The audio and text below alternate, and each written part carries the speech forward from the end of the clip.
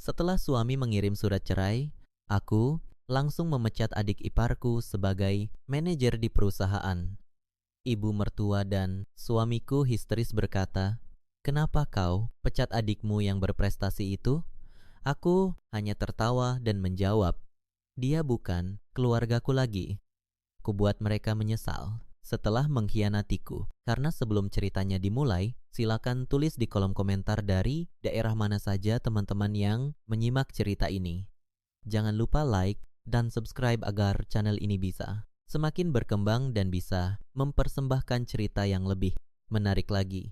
Suasana pagi di ruang kerja direktur utama terasa begitu tenang, namun penuh dengan beban pekerjaan yang menumpuk. Najwa duduk tegak di balik meja besarnya, memeriksa lembar demi lembar laporan keuangan bulanan. Tangannya bergerak lincah, membalik setiap halaman dokumen, sementara matanya menelusuri rentetan angka dengan ketelitian tingkat tinggi. Sebagai seorang pemimpin perusahaan, Najwa terbiasa menghadapi tekanan besar setiap harinya. Ia membangun usaha ini dari bawah dengan susah payah, mengorbankan waktu istirahat, tenaga, fisik, dan seluruh pikirannya. Di tengah kesibukannya menganalisis Marin, keuntungan bulan ini, pintu ruangannya diketuk dari luar. Seorang asisten wanita masuk membawa sebuah amplop kertas yang tampak tebal. Asisten itu meletakkan amplop tersebut di atas meja. Najwa dengan hati-hati dan menyampaikan pesan bahwa ada kurir yang baru saja mengantarkannya secara khusus. Najwa mengangguk pelan dan meminta asistennya untuk kembali melanjutkan pekerjaannya di luar. Ruangan kembali sepi, menyisakan suara detik jam dinding yang terus berputar. Najwa menatap amplop berperekat kuat itu sejenak. Entah mengapa ada firasat yang tidak biasa menyelinap ke dalam benaknya. Tetapi ia segera menepis keraguan tersebut. Dengan gerakan tangan yang tenang, ia merobek ujung amplop dan menarik keluar isinya. Sebuah dokumen resmi dengan stempel pengadilan agama kini berada dalam genggamannya. Najwa membaca baris demi baris tulisan yang tertera di sana. Itu adalah surat gugatan cerai. Nama penggugat yang tercetak jelas di kertas. Itu adalah Lucky, suaminya sendiri. Selama beberapa detik, Najwa hanya terdiam menatap deretan kalimat hukum tersebut. Matanya menelusuri alasan gugatan yang tertulis di sana.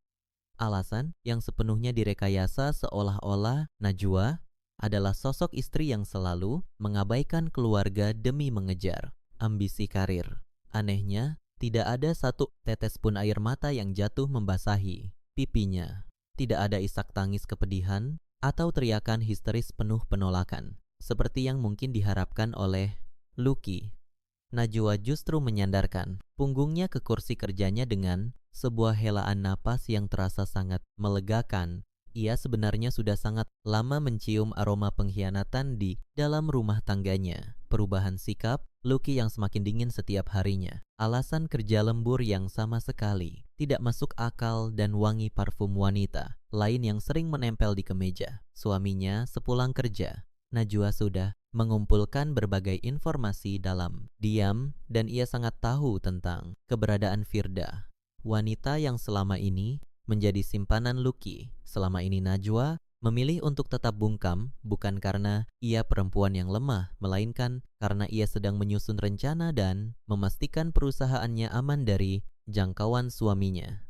Ia membiarkan Lucky merasa menang dan berada di atas angin. Lucky tampaknya mengira bahwa dengan melayangkan surat cerai terlebih dahulu, ia bisa hidup bebas membangun rumah tangga baru bersama Firda sekaligus membawa pergi separuh dari seluruh kekayaan yang telah Najwa kumpulkan. Pemikiran sempit suaminya itu membuat Najwa tersenyum sinis di ruangannya yang sepi.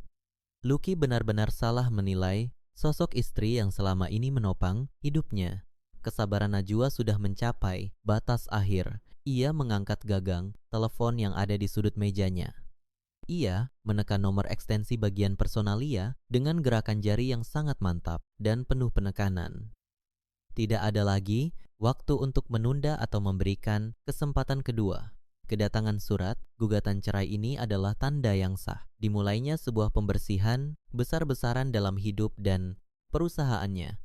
Panggilan itu segera tersambung pada dering ketiga. Halo, ini Najwa.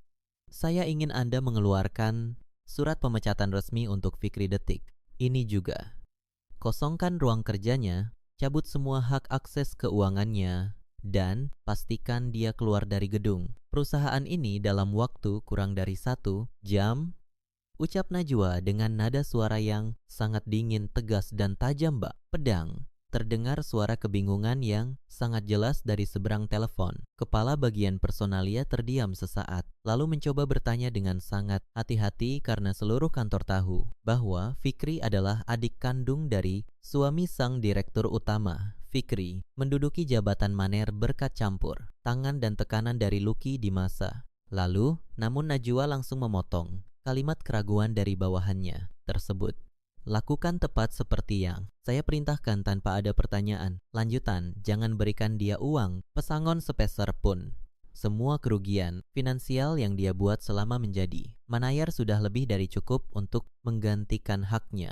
Jika dia menolak, gunakan bantuan petugas keamanan. Ini adalah perintah mutlak dari saya, tambah Najwa sebelum meletakkan kembali gagang teleponnya. Sementara itu, di lantai bawah, Fikri sedang duduk dengan sangat santai di ruang istirahat khusus karyawan. Ia menyandarkan tubuhnya di sofa empuk sambil memegang cangkir minuman hangat. Suaranya terdengar paling keras di ruangan itu, menceritakan kehebatannya dalam memimpin proyek di depan beberapa karyawan baru yang hanya bisa tersenyum canggung. Fikri selalu membanggakan dirinya sebagai manir teladan yang kehadirannya tak tergantikan oleh siapapun. Ia merasa memiliki kekuasaan mutlak di gedung ini karena kakaknya adalah suami dari pemilik perusahaan. Berbekal status tersebut, ia seringkali datang sangat terlambat sesuka hatinya. Pulang lebih awal sebelum jam kerja usai dan seenaknya memerintah karyawan divisi lain untuk mengerjakan tugas-tugas yang seharusnya menjadi tanggung jawabnya. Para karyawan selama ini hanya bisa menundukkan kepala dan mengiyakan segala permintaannya karena mereka terlalu takut kehilangan pekerjaan jika berani melawan kehendak Fikri. Kalian semua harus tahu, kalau bukan karena masukan dan strategi dariku, proyek perluasan pasar bulan lalu pasti sudah gagal total. Lucky, kakak kandungku, selalu berpesan kepadaku kalau perusahaan ini sangat membutuhkan orang dengan pemikiran cerdas sepertiku untuk terus maju, ucap Fikri dengan dada membusung, bangga, menyombongkan kebohongan yang sudah ia rangkai berkali-kali.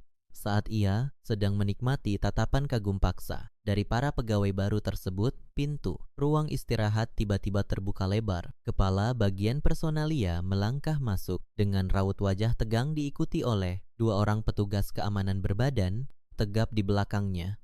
Suasana ruangan yang tadinya penuh dengan bualannya mendadak berubah menjadi hening, mencekam.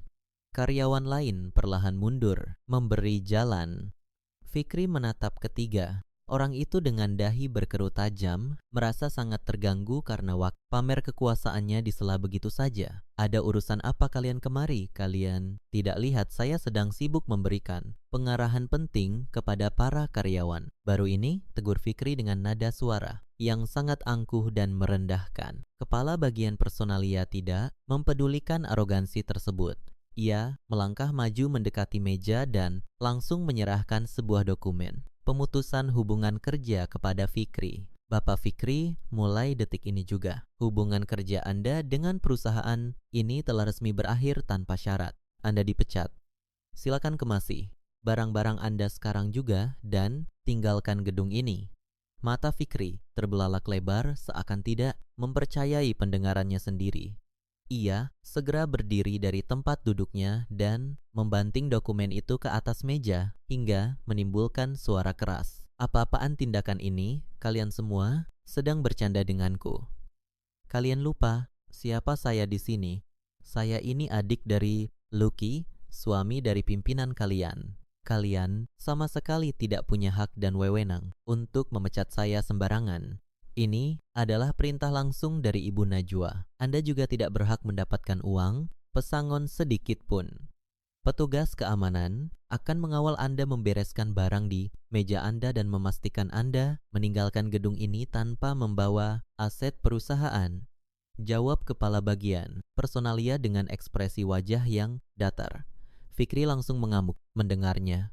Ia menendang kursi di dekatnya hingga terjatuh dan berteriak-teriak menyebut nama kakaknya berulang kali. Ia mengancam akan menghancurkan karir kepala personalia tersebut. Namun, kedua petugas keamanan itu bertindak jauh lebih cepat. Mereka memegang kedua lengan Fikri dengan cengkeraman yang sangat kuat.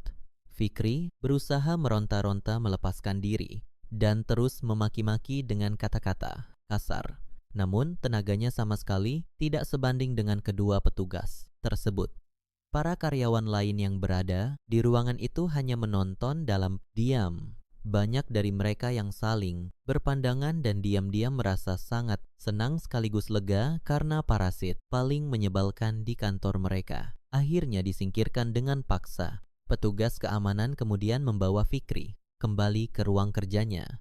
Mereka mengambil sebuah kotak penyimpanan kosong dan memasukkan barang-barang pribadi. Fikri dengan gerakan cepat mengabaikan protes yang terus keluar dari mulut pria itu. Fikri masih terus berteriak, mengancam bahwa ia akan membuat Najwa menyesali keputusan ini dan akan memecat balik semua orang yang berani menyentuhnya hari ini. Setelah kotak tersebut terisi penuh, petugas keamanan menarik paksa Fikri menuju pintu keluar utama di lantai dasar.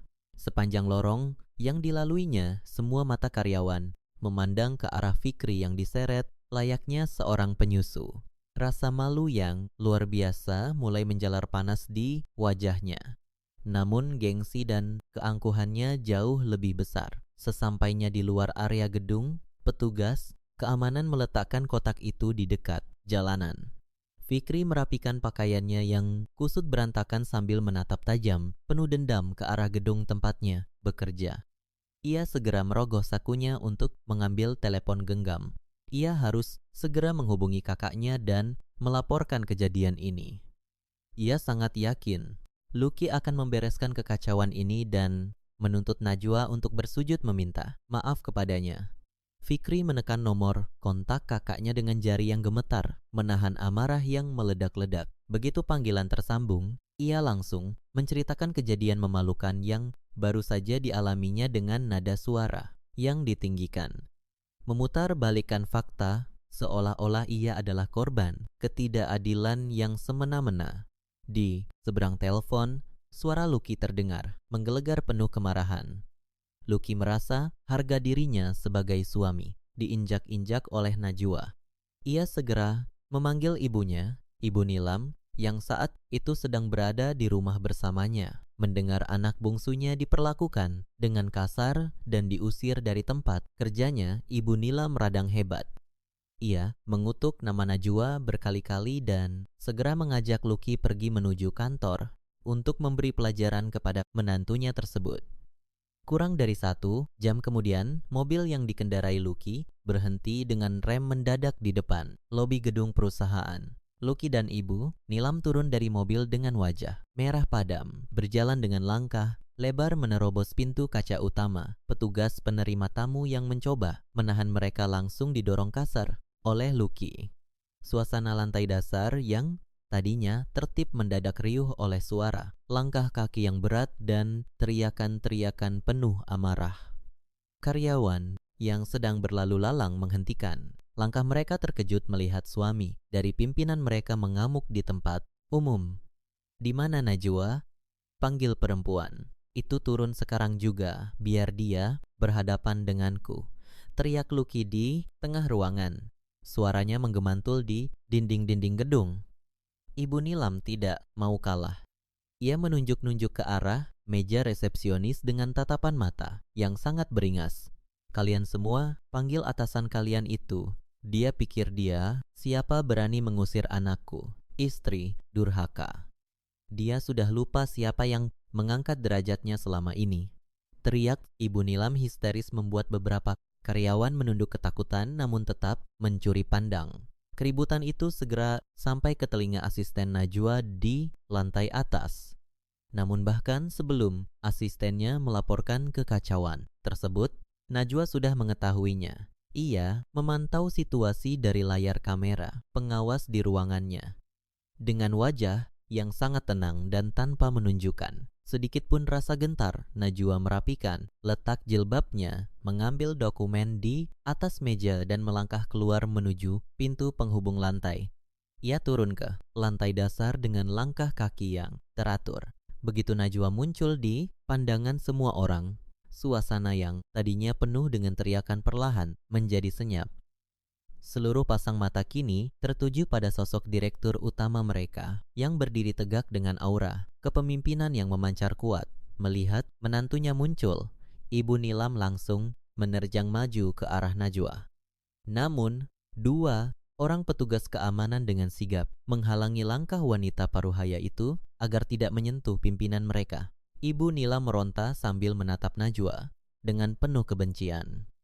Istri durhaka tidak tahu diuntung. Kenapa kamu memecat adikmu yang berprestasi itu? Fikri itu tumpuan keluarga kita. Dia yang membuat perusahaanmu ini maju. Beraninya kamu mempermalukan keluarga suamimu sendiri di depan banyak orang. Jerit Ibu Nilam dengan suara yang melengking hingga terdengar ke sudut ruangan. Luki ikut maju mendampingi ibunya. Ia membusungkan dadanya, mencoba menunjukkan dominasinya sebagai seorang suami di depan seluruh karyawan yang sedang menonton. Kamu sudah gila, Najwa? Keputusan apa yang kamu buat ini? Fikri bekerja keras siang dan malam untuk proyekmu. Kamu memecatnya tanpa memberitahuku sama sekali. Kamu sama sekali tidak menghargaiku sebagai suamimu. Bentak Luki dengan jari telunjuk mengarah tepat ke wajah Najwa. Mendengar rentetan tuduhan tak berdasar tersebut, Najwa sama sekali tidak terlihat marah atau tersinggung. Sebaliknya, Najwa tertawa kecil. Suara tawanya terdengar sangat tenang, namun mengandung nada meremehkan yang amat sangat dalam. Tawanya membuat Luki dan Ibu Nilam terdiam sejenak, kebingungan melihat reaksi yang sama sekali tidak mereka duga. Najwa menghentikan tawanya menatap Luki dan Ibu Nilam secara bergantian dengan pandangan yang sangat tajam dan mengintimidasi. Berprestasi, bekerja, keras siang dan malam. Najwa mengulangi kata-kata Luki dengan nada mengejek. Kalian berdua sepertinya hidup dalam khayalan yang kalian ciptakan sendiri. Fikri tidak pernah memberikan kontribusi apapun selain menghabiskan anggaran secara diam-diam dan merusak sistem kerja di sini. Dan untuk menjawab pertanyaan kalian berdua, Najwa menjeda kalimatnya, memastikan suaranya terdengar oleh semua orang di ruangan. Itu, dia bukan keluargaku lagi. Untuk apa aku membuang-buang uangku demi menggaji parasit di perusahaanku sendiri? Kalimat itu meluncur begitu mulus dan tajam, membuat wajah Luki berubah menjadi sangat pucat. Ibu Nilam terkesiap. Dadanya naik turun menahan amarah yang semakin memuncak mendengar anak kesayangannya disebut sebagai parasit. Jaga ucapanmu, Najwa. Dia itu adik suamimu, darah daging keluarga ini. Berani-beraninya kamu berkata seperti itu. Najwa tidak merespons kemarahan mertuanya. Ia justru mengangkat tangan kanannya yang memegang sebuah dokumen. Dengan gerakan yang sangat santai, ia membuka lembaran demi lembaran dokumen tersebut. Suamiku, keluarga ini. Najwa bertanya dengan nada retoris. Ia kemudian mengarahkan pandangannya lurus ke mata Luki. Luki, jangan berpura-pura menjadi pahlawan keluarga di sini. Bukankah 1 jam yang lalu seorang kurir baru saja mengantarkan surat gugatan cerai darimu ke mejaku? Pernyataan Najwa bagaikan petir yang menyambar di siang bolong. Para karyawan yang sedari tadi menahan napas kini mulai berbisik-bisik satu sama lain. Fakta bahwa sang suami menceraikan pimpinan mereka membuka semua tabir kebingungan tentang alasan pemecatan Fikri. Luki seketika kehilangan kata-kata, rahangnya mengeras. Ia sama sekali tidak menyangka Najwa akan membongkar masalah perceraian mereka secara terbuka di depan ratusan pasang mata bawahannya. Luki mengira Najwa akan menangis memohon di ruang tertutup, bukan menyerangnya balik di ruang publik. Ibu, tanyakan pada anak, kebanggaanmu ini Ucap Najwa beralih, menatap Ibu Nilam yang kini terlihat kebingungan. Tanyakan padanya mengapa dia mengirimkan surat cerai kepadaku. Tanyakan padanya tentang wanita bernama Firda yang selama ini ia biayai dengan menggunakan uang hasil keringatku. Mendengar nama Firda disebut, mata Lucky melebar sempurna. Ia merasa telanjur, basah dan rasa malunya berubah menjadi kemarahan yang membabi buta. Ia tidak peduli lagi dengan citranya. Cukup, Najwa, kamu tidak usah memutarbalikkan fakta. Kamu yang selalu sibuk dan mengabaikanku. Ingat ini baik-baik, karena kita akan bercerai, aku akan memastikan setengah dari aset perusahaan ini jatuh ke tanganku. Aku berhak atas harta itu karena aku suamimu, ancam Lucky. Dengan urat leher yang menonjol keluar, Najwa kembali tersenyum dingin mendengar ancaman kosong tersebut. Ia membalikkan badannya, bersiap untuk kembali menuju ruang kerjanya. Sebelum melangkah pergi, ia menolehkan kepalanya sedikit ke arah Lucky. Silakan coba ambil jika kamu mampu. Kita lihat saja nanti siapa yang akan keluar dari ruang pengadilan dengan hanya menyisakan pakaian yang menempel di badan. Bawa ibumu keluar dari gedung ini sekarang atau aku akan meminta petugas keamanan menyeret kalian berdua menyusul adikmu di jalanan. Tanpa menunggu balasan dari Luke melangkah pergi meninggalkan mereka. Ketegasannya membuat nyali Lucky dan Ibu Nila mendadak menciut. Tersadar bahwa wanita yang selama ini mereka anggap penurut kini telah berubah menjadi lawan yang tidak bisa ditundukkan. Pintu utama perusahaan itu menjadi saksi awal mula kehancuran. Harga diri keluarga yang selama ini hidup menumpang dari kerja keras seorang Najwa. Setelah keributan di lobi utama mereda, Najwa melangkah kembali menuju lift khusus petinggi perusahaan. Pintu besi berlapis kaca itu menutup secara perlahan, membawanya naik menuju lantai paling atas tempat ruang kerjanya berada. Sepanjang perjalanan singkat di dalam kotak besi tersebut, pikiran Najwa melayang kembali ke masa-masa awal pernikahannya dengan Lucky. Dahulu, ia mengira bahwa Lucky adalah sosok pria yang bertanggung jawab dan mampu menjadi pendamping hidup yang sepadan. Namun, seiring berjalannya waktu, sifat asli pria itu mulai terlihat.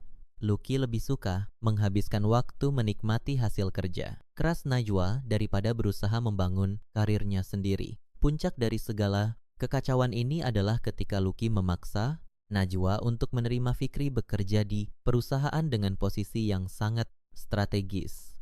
Sesampainya di ruang kerja, Najwa langsung mengunci pintu dari dalam. Ia berjalan menuju sebuah lukisan besar yang menempel di dinding ruangan. Di balik lukisan pemandangan alam tersebut tersembunyi sebuah lemari besi, baja yang hanya bisa dibuka dengan sidik jari dan sandi rahasia miliknya. Najwa meletakkan ibu jarinya pada pemindai, disusul dengan menekan kombinasi angka yang rumit. Pintu lemari besi itu terbuka dengan bunyi klik yang cukup keras. Dari dalam sana, Najwa mengeluarkan sebuah tumpukan dokumen tebal yang dijilid rapi. Dokumen tersebut adalah hasil pemeriksaan, pembukuan secara menyeluruh yang ia perintahkan secara rahasia kepada sebuah tim pemeriksa keuangan beberapa bulan yang lalu. Najwa membawa tumpukan kertas itu ke atas meja kerjanya. Ia membalik halaman demi halaman yang berisi bukti nyata kebusukan Fikri selama menjabat sebagai manajer proyek. Selama ini, Fikri selalu membanggakan dirinya sebagai karyawan dengan deretan prestasi gemilang. Lucky dan Ibu Nilam selalu menggunakan alasan itu untuk menuntut berbagai fasilitas mewah dari Najwa. Namun, angka-angka di atas kertas ini menceritakan kisah yang sama sekali berbeda. Fikri tidak pernah mencetak prestasi apapun. Semua pekerjaan yang ia tangani selalu berakhir dengan pembengkakan biaya yang sangat tidak wajar. Fikri dengan sengaja membuat berbagai perusahaan pemasok barang palsu. Ia memalsukan tanda tangan, persetujuan, memanipulasi nota pembelian, dan menggelembungkan harga bahan baku hingga 3 kali lipat dari harga pasar yang sebenarnya.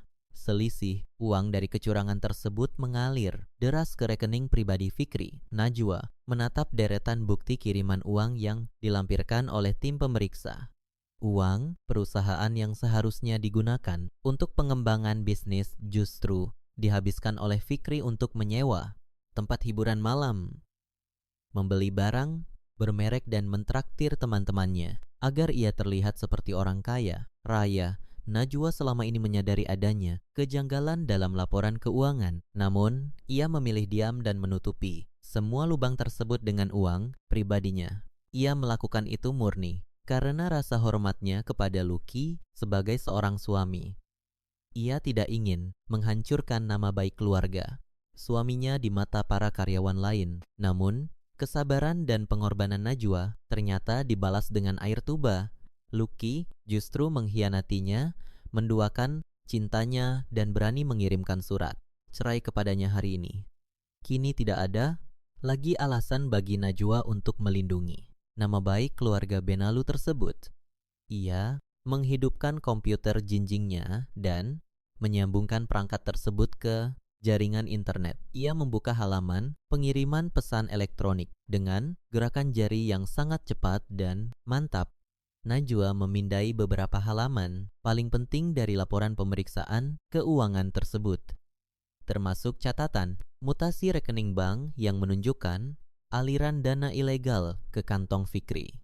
Ia melampirkan berkas digital itu ke dalam pesan elektronik yang ditujukan langsung ke alamat kontak pribadi Lucky. Pada bagian judul pesan, Najwa mengetikkan kalimat yang sangat singkat namun mematikan. Kalimat itu berbunyi tentang tiket masuk penjara untuk adik tercinta. Setelah memastikan seluruh lampiran masuk dengan sempurna, Najwa menekan tombol kirim tanpa ragu sedikit. Sementara itu, di sebuah tempat makan yang tidak jauh dari gedung perusahaan, Lucky sedang duduk berhadapan dengan ibu, Nilam. Napas Lucky masih memburu. Dadanya naik turun menahan amarah yang belum juga reda. Setelah dipermalukan di depan puluhan karyawan istrinya, Ibu Nilam tidak henti-hentinya mengomel, mengutuk Najwa dengan berbagai kata kasar dan sumpah serapah. Wanita parubaya itu masih tidak terima anak bungsunya diusir dengan cara yang sangat hina. Di tengah omelan ibunya, telepon genggam Lucky berbunyi singkat menandakan ada pemberitahuan pesan masuk. Lucky mengambil benda pipi itu dari atas meja dengan malas. Keningnya berkerut saat melihat nama Najwa tertera sebagai pengirim pesan elektronik tersebut. Dengan perasaan kesal dan niat mencari celah untuk kembali menyerang, Lucky membuka pesan tersebut. Namun saat matanya mulai membaca kalimat demi kalimat dan membuka lampiran dokumen yang dikirimkan, wajah Lucky mendadak pucat pasi.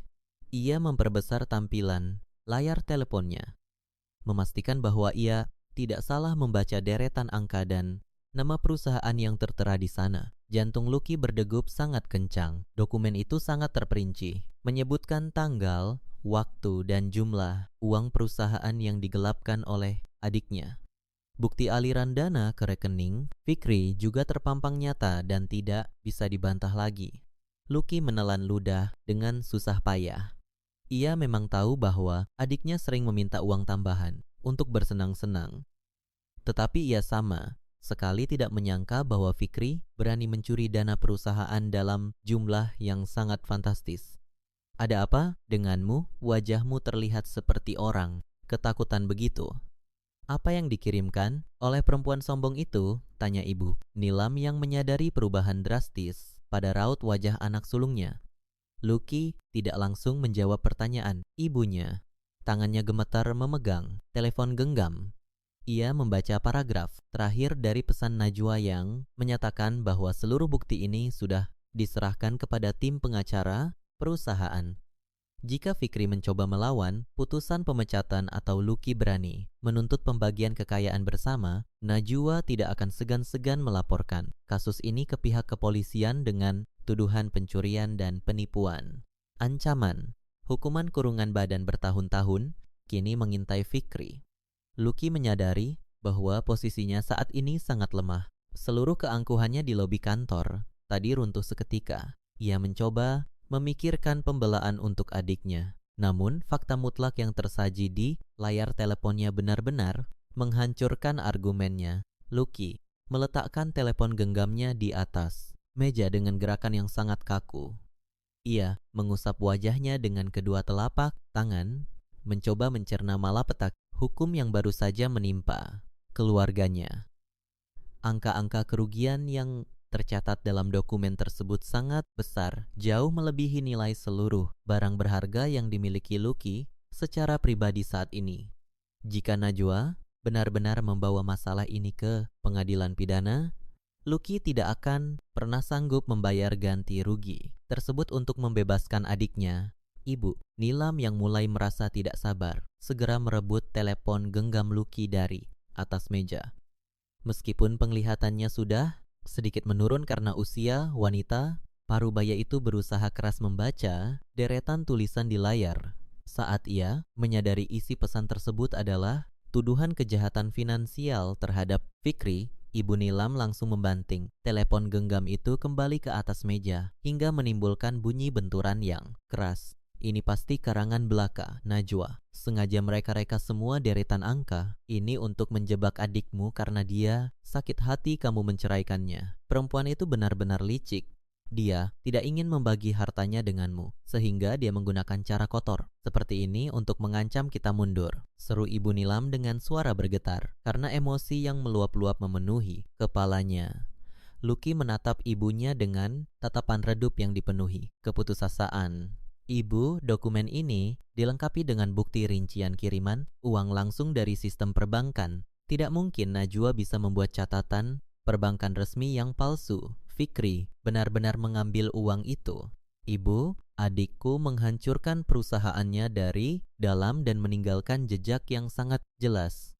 Kamu jangan mudah tertipu oleh akal bulus istri durhak kamu itu. Fikri, anak yang patuh, dia tidak mungkin melakukan kejahatan serendah itu. Kamu, sebagai anak tertua harus membelanya, bagaimanapun caranya. Jangan biarkan Najwa menindas dan menghancurkan nama baik keluarga kita. Bantah Ibu Nilam dengan keras kepala, sepenuhnya menolak kenyataan pahit yang terpampang jelas di depan mata. Lucky tidak berdebat lebih jauh dengan ibunya. Pikirannya benar-benar kacau balau bagaikan benang kusut. Rencana awalnya untuk berpisah dengan Najwa menuntut setengah dari seluruh kekayaan yang ada dan hidup tenang bersenang-senang kini terancam hancur berantakan tanpa sisa. Ia merasa seolah-olah tanah tempatnya berpijak tiba-tiba terbelah dan menelannya ke dalam jurang terdalam. Alih-alih mendapatkan tumpukan kekayaan yang melimpah ruah, ia kini dihadapkan pada ancaman jerat hukum yang bisa membawa adik kandungnya merana di balik terali besi kapan saja Najwa menginginkannya. Lucky sadar betul bahwa mantan istrinya itu tidak sedang menggertak kosong. Najwa adalah wanita yang penuh perhitungan tajam dan tidak pernah mengambil langkah menyerang tanpa amunisi yang mematikan. Di tengah kepanikan yang melumpuhkan akal sehatnya itu, Lucky mendadak teringat pada janjinya untuk menemui Firda siang ini. Ia segera bangkit dari kursi tempatnya, duduk, meninggalkan ibunya yang masih terus mengomel menyalahkan Najwa atas semua kejadian buruk yang menimpa hari itu. Di tempat yang berbeda, Firda sedang duduk manis menyilangkan kaki di sebuah sofa empuk yang berada di ruang tunggu sebuah pusat perbelanjaan barang mewah. Wanita berparas menawan itu terus memandangi pantulan dirinya di cermin rias kecil yang ia keluarkan dari dalam tas tangannya. Firda memoleskan sedikit pewarna bibir sambil tersenyum lebar, membayangkan masa depan yang sangat memanjakan. Sejak awal mula menjalin hubungan terlarang dengan Lucky, Firda selalu menanamkan pemikiran di kepalanya bahwa Lucky adalah seorang pengusaha sukses kelas atas yang memiliki sumber kekayaan tidak terbatas. Lucky tidak pernah ragu memberikan hadiah-hadiah berharga mahal, mengajaknya makan malam, romantis di tempat-tempat mewah yang menguras kantong dan selalu memberikannya fasilitas hidup tingkat tinggi yang sangat memuaskan. Ketika Lucky mengabarkan melalui panggilan telepon bahwa ia akhirnya berani menekan Najwa dengan surat perpisahan pagi ini, hati Firda bersorak kegirangan bukan main. Ia mengira bahwa putusnya ikatan pernikahan itu akan membuat Lucky berkuasa penuh atas seluruh harta yang dikumpulkan selama ini dan mereka bisa segera melangkah ke jenjang selanjutnya tanpa harus kucing-kucingan lagi. Tidak, berselang lama kemudian sosok Lucky akhirnya muncul dari arah pintu kaca utama bangunan tersebut. Langkah kaki pria itu terlihat sedikit berat dan wajahnya tampak memancarkan kelelahan yang teramat sangat. Namun Firda yang sudah terlanjur dikuasai oleh angan-angan kegembiraan dan keserakahan sama sekali tidak menyadari perubahan suasana hati yang melanda Lucky. Ia segera berdiri dari duduknya dan menghampiri Lucky dengan langkah kaki yang riang gembira. Firda langsung melingkarkan tangannya ke lengan Lucky dengan gaya yang sangat manja, menyandarkan sisi kepalanya di bahu pria tersebut dengan bangga tanpa mempedulikan tatapan menilai dari beberapa pengunjung lain yang berlalu lalang di sekitar mereka. Sayangku, kamu menghabiskan waktu terlalu lama hari ini. Aku sudah menunggumu dari tadi sampai bosan rasanya. Bagaimana hasil akhir urusanmu itu? Kamu sudah melemparkan surat perpisahan itu tepat di wajahnya, kan? Perempuan angku itu pasti menangis, memohon-mohon meratapi nasibnya, memintamu supaya tidak ditinggalkan. Begitu saja, ucap Firda dengan ada suara yang sengaja dibuat-buat manja, seraya menatap wajah Lucky dengan sepasang mata yang berbinar penuh harap. Lucky berusaha memaksakan sebuah lengkungan senyuman di wajahnya yang terasa sangat kaku dan dingin. Ia sangat tidak ingin merusak suasana hati Firda saat ini. Sekaligus ia merasa belum siap untuk menceritakan malapetaka memalukan yang baru saja terjadi di lantai dasar kantor Najwa maupun pesan ancaman mengerikan yang ia terima di telepon. Genggamnya, gengsi dan kebanggaannya sebagai seorang pria yang selalu diagungkan oleh Firda terlalu tinggi untuk mengakui bahwa ia baru saja ditendang dan diinjak-injak harga dirinya. Semuanya sudah beres dan berjalan lancar. Kamu tidak perlu mencemaskan urusan itu lagi. Mulai sekarang kita hanya perlu memusatkan pikiran pada rencana kebahagiaan kita berdua ke depannya, jawab Lucky dengan suara yang terdengar sedikit tertahan, mencoba sekuat tenaga menyembunyikan badai kepanikan yang masih terus berkecamuk di dalam rongga dadanya. Mendengar jawaban meyakinkan tersebut, wajah Firda semakin berseri-seri, memancarkan kemenangan semu. Kalau memang begitu ceritanya, hari ini kita wajib merayakannya secara besar-besaran. Aku sudah berkeliling melihat-lihat beberapa barang keluaran musim terbaru di toko barang luar negeri yang ada di sudut sana. Ada sebuah tas tangan yang desainnya sangat memukau dan aku sangat yakin benda itu akan sangat menunjang penampilanku saat kita pergi berlibur bersama nanti. Ayo kita melangkah ke sana sekarang juga. Tanganku sudah gatal. Tidak sabar ingin segera membawanya pulang. Seru Firda dengan semangat menggebu-gebu seraya menarik paksa lengan Lucky berjalan menuju deretan pertokoan eksklusif yang memajang berbagai produk bernilai fantastis. Lucky hanya bisa melangkah, pasrah mengikuti tarikan kuat dari Firda. Di dalam benaknya yang semrawut, ia mulai menghitung-hitung sisa batas pembayaran pada kartu perbankan yang ia miliki di dalam dompetnya. Ia menanamkan keyakinan palsu di kepalanya bahwa kartu utama yang selama ini selalu ia andalkan masih memiliki sisa batasan yang sangat cukup untuk sekadar membelikan Firda satu atau dua barang mewah demi menjaga citranya hari ini. Sesampainya di dalam, toko incaran Firda wanita itu melesat, cepat berkeliling dengan mata yang berburu. Ia langsung menunjuk sebuah tas berukuran sedang yang memiliki hiasan logam mengkilap lalu memadukannya seketika dengan sepasang alas kaki berhak tinggi yang nilainya setara dengan pendapatan tahunan karyawan di tempat adiknya bekerja. Petugas pelayanan toko melayani mereka berdua dengan keramahan tingkat tinggi, membawakan barang-barang pilihan Firda menuju meja kasir pembayaran dengan senyuman lebar yang tidak pernah luntur dari wajahnya. Firda berdiri mendampingi meja kasir dengan postur tubuh yang sangat ponah, merasa berada di puncak dunia karena bisa berbelanja di tempat dengan harga mencekik ini tanpa perlu repot-repot melihat angka yang tertera pada label harganya. Lucky melangkah maju, mengambil alih posisi pembayaran dan menarik keluar sebuah kartu perbankan dari dalam dompet kulitnya. Ia menyerahkan kartu tersebut kepada petugas kasir dengan gestur tubuh layaknya seorang penguasa harta. Petugas kasir menerima benda pipih itu dengan sangat sopan, lalu segera memasukkannya ke dalam celah mesin pembaca pembayaran dan meminta Lucky dengan ramah untuk menekan nomor sandi rahasia pelindungnya. Lucky menekan tombol-tombol angka dengan cepat dan menunggu mesin tersebut mengeluarkan selembar kertas bukti transaksi.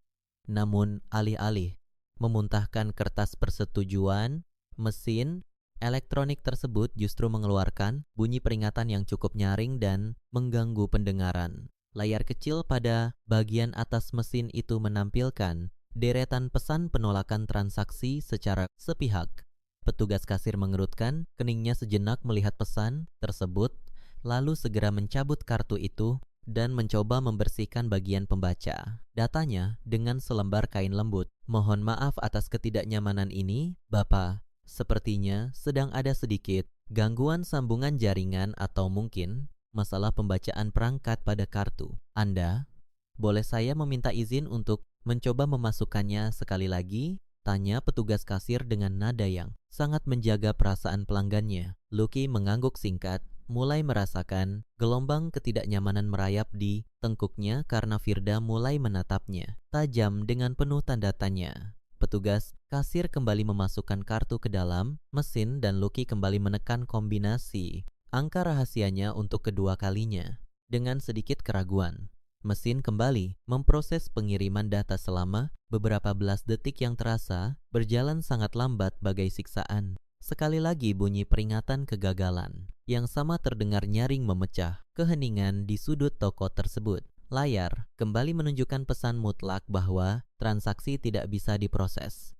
Wajah petugas kasir kini berubah menjadi sedikit tegang dan canggung menghadapi situasi ini. Maaf beribu maaf Bapak, kartu Anda kembali ditolak secara otomatis oleh sistem keamanan perbankan. Keterangan rinci di layar kami menunjukkan bahwa akses transaksi kartu ini telah dibekukan secara paksa oleh pihak pemilik rekening utamanya hari ini. Apakah kiranya Bapak berkenan menggunakan metode pembayaran, menggunakan kartu jenis lain atau ingin menyelesaikan transaksi ini menggunakan uang tunai? Tanya petugas kasir dengan suara yang dilkan namun tetap cukup jelas untuk menusuk telinga Firda yang kebetulan berdiri merapat tepat di sebelah Lucky. Mendengar penjelasan gamblang dari petugas kasir tersebut, wajah Lucky ketika berubah warna menahan. Rasa malu yang teramat sangat menyiksa. Ia langsung merebut kembali kartu perbankannya dari tangan petugas kasir dengan gerakan yang kasar dan terburu-buru. Butiran keringat dingin mulai bermunculan membasahi dahinya. Pada detik inilah ia baru menyadari satu kenyataan pahit yang sebelumnya benar-benar luput dari jangkauan pemikirannya yang dangkal. Kartu tanpa batas yang selama ini selalu ia gesek sesuka hati untuk membiayai segala kemewahan hidupnya dan memanjakan Firda adalah fasilitas yang terhubung langsung dengan rekening induk atas nama Najwa. Selama bertahun-tahun, Najwa memang membiarkan Lucky menggunakan fasilitas tersebut tanpa pernah mempermasalahkannya. Namun hari ini, tepat setelah tantangan perpisahan itu dilayangkan dengan angkuh, Najwa bergerak sangat terukur dan efisien memutus total semua jalur perputaran uang yang menjadi urat nadi kehidupan Lucky. Coba tahan barangnya sebentar. Ini pasti murni kesalahan sistem dari pihak pusat layanan bank. Aku akan mencoba menggunakan kartuku yang satu lagi untuk menyelesaikannya, ucap Lucky dengan getaran suara panik yang tidak bisa ia sembunyikan lagi. Ia mengobrak-abrik isi dompetnya, mengeluarkan pilihan kartu pembayaran, cadangan lain, dan menyerahkannya kembali kepada kasir dengan tangan gemetar. Kejadian memalukan yang sama persis kembali terulang di depan mata. Mesin kembali menjerit menolak transaksi dan layar terus menampilkan pesan pembekuan akun tanpa ampun. Lucky menggeledah setiap sudut dompetnya, mencoba peruntungan dengan kartu ketiga dan hasilnya tetap nihil tidak berubah. Seluruh sumber pendanaannya telah dipenggal tanpa menyisakan celah sedikit pun. Firda yang sejak tadi hanya dia mengamati rentetan kegagalan tersebut, kini mulai kehilangan akal sehat dan batas kesabarannya. Wajah cerianya yang tadi bersinar kini berubah menjadi sangat kaku, masam, dan penuh dengan luapan kekecewaan.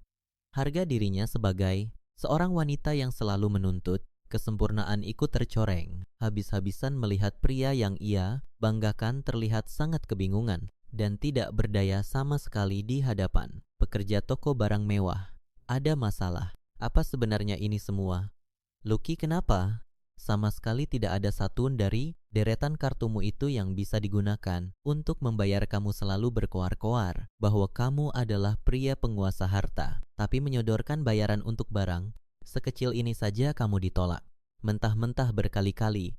Kamu sengaja ingin meruntuhkan harga diriku di depan orang-orang ini, desis Firda dengan nada suara rendah namun syarat akan tekanan amarah yang meledak.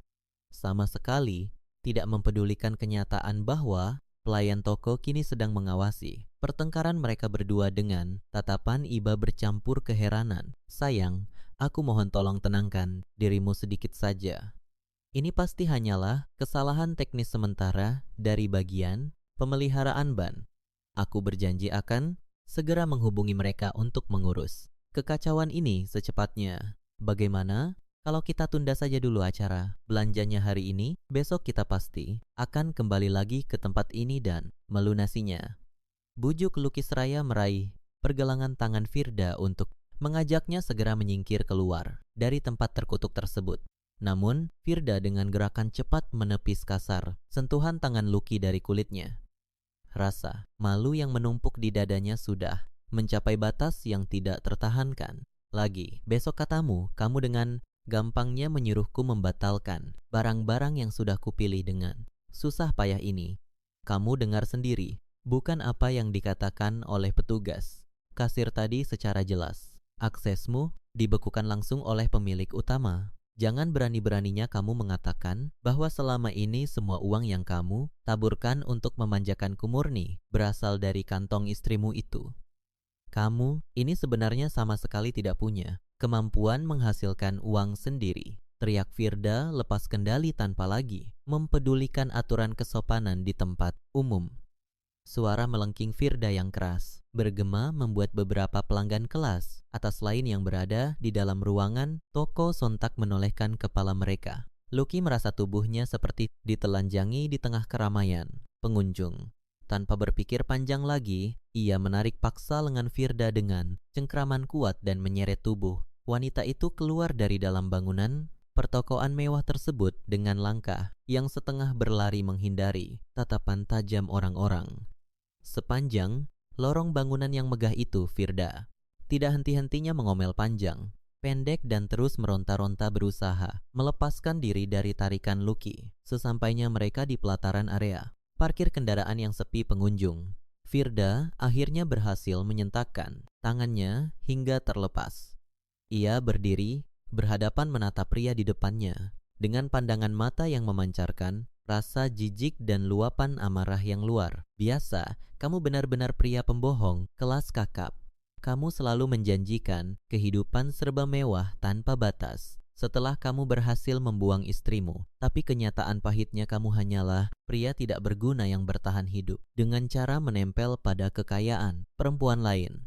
Jika kamu memang tidak punya sepeser uang pun di sakumu, untuk apa aku merendahkan diriku, membuang-buang waktu berhargaku, menemanimu selama ini? Bentak Firda dengan napas memburu naik turun menahan emosi yang meradang.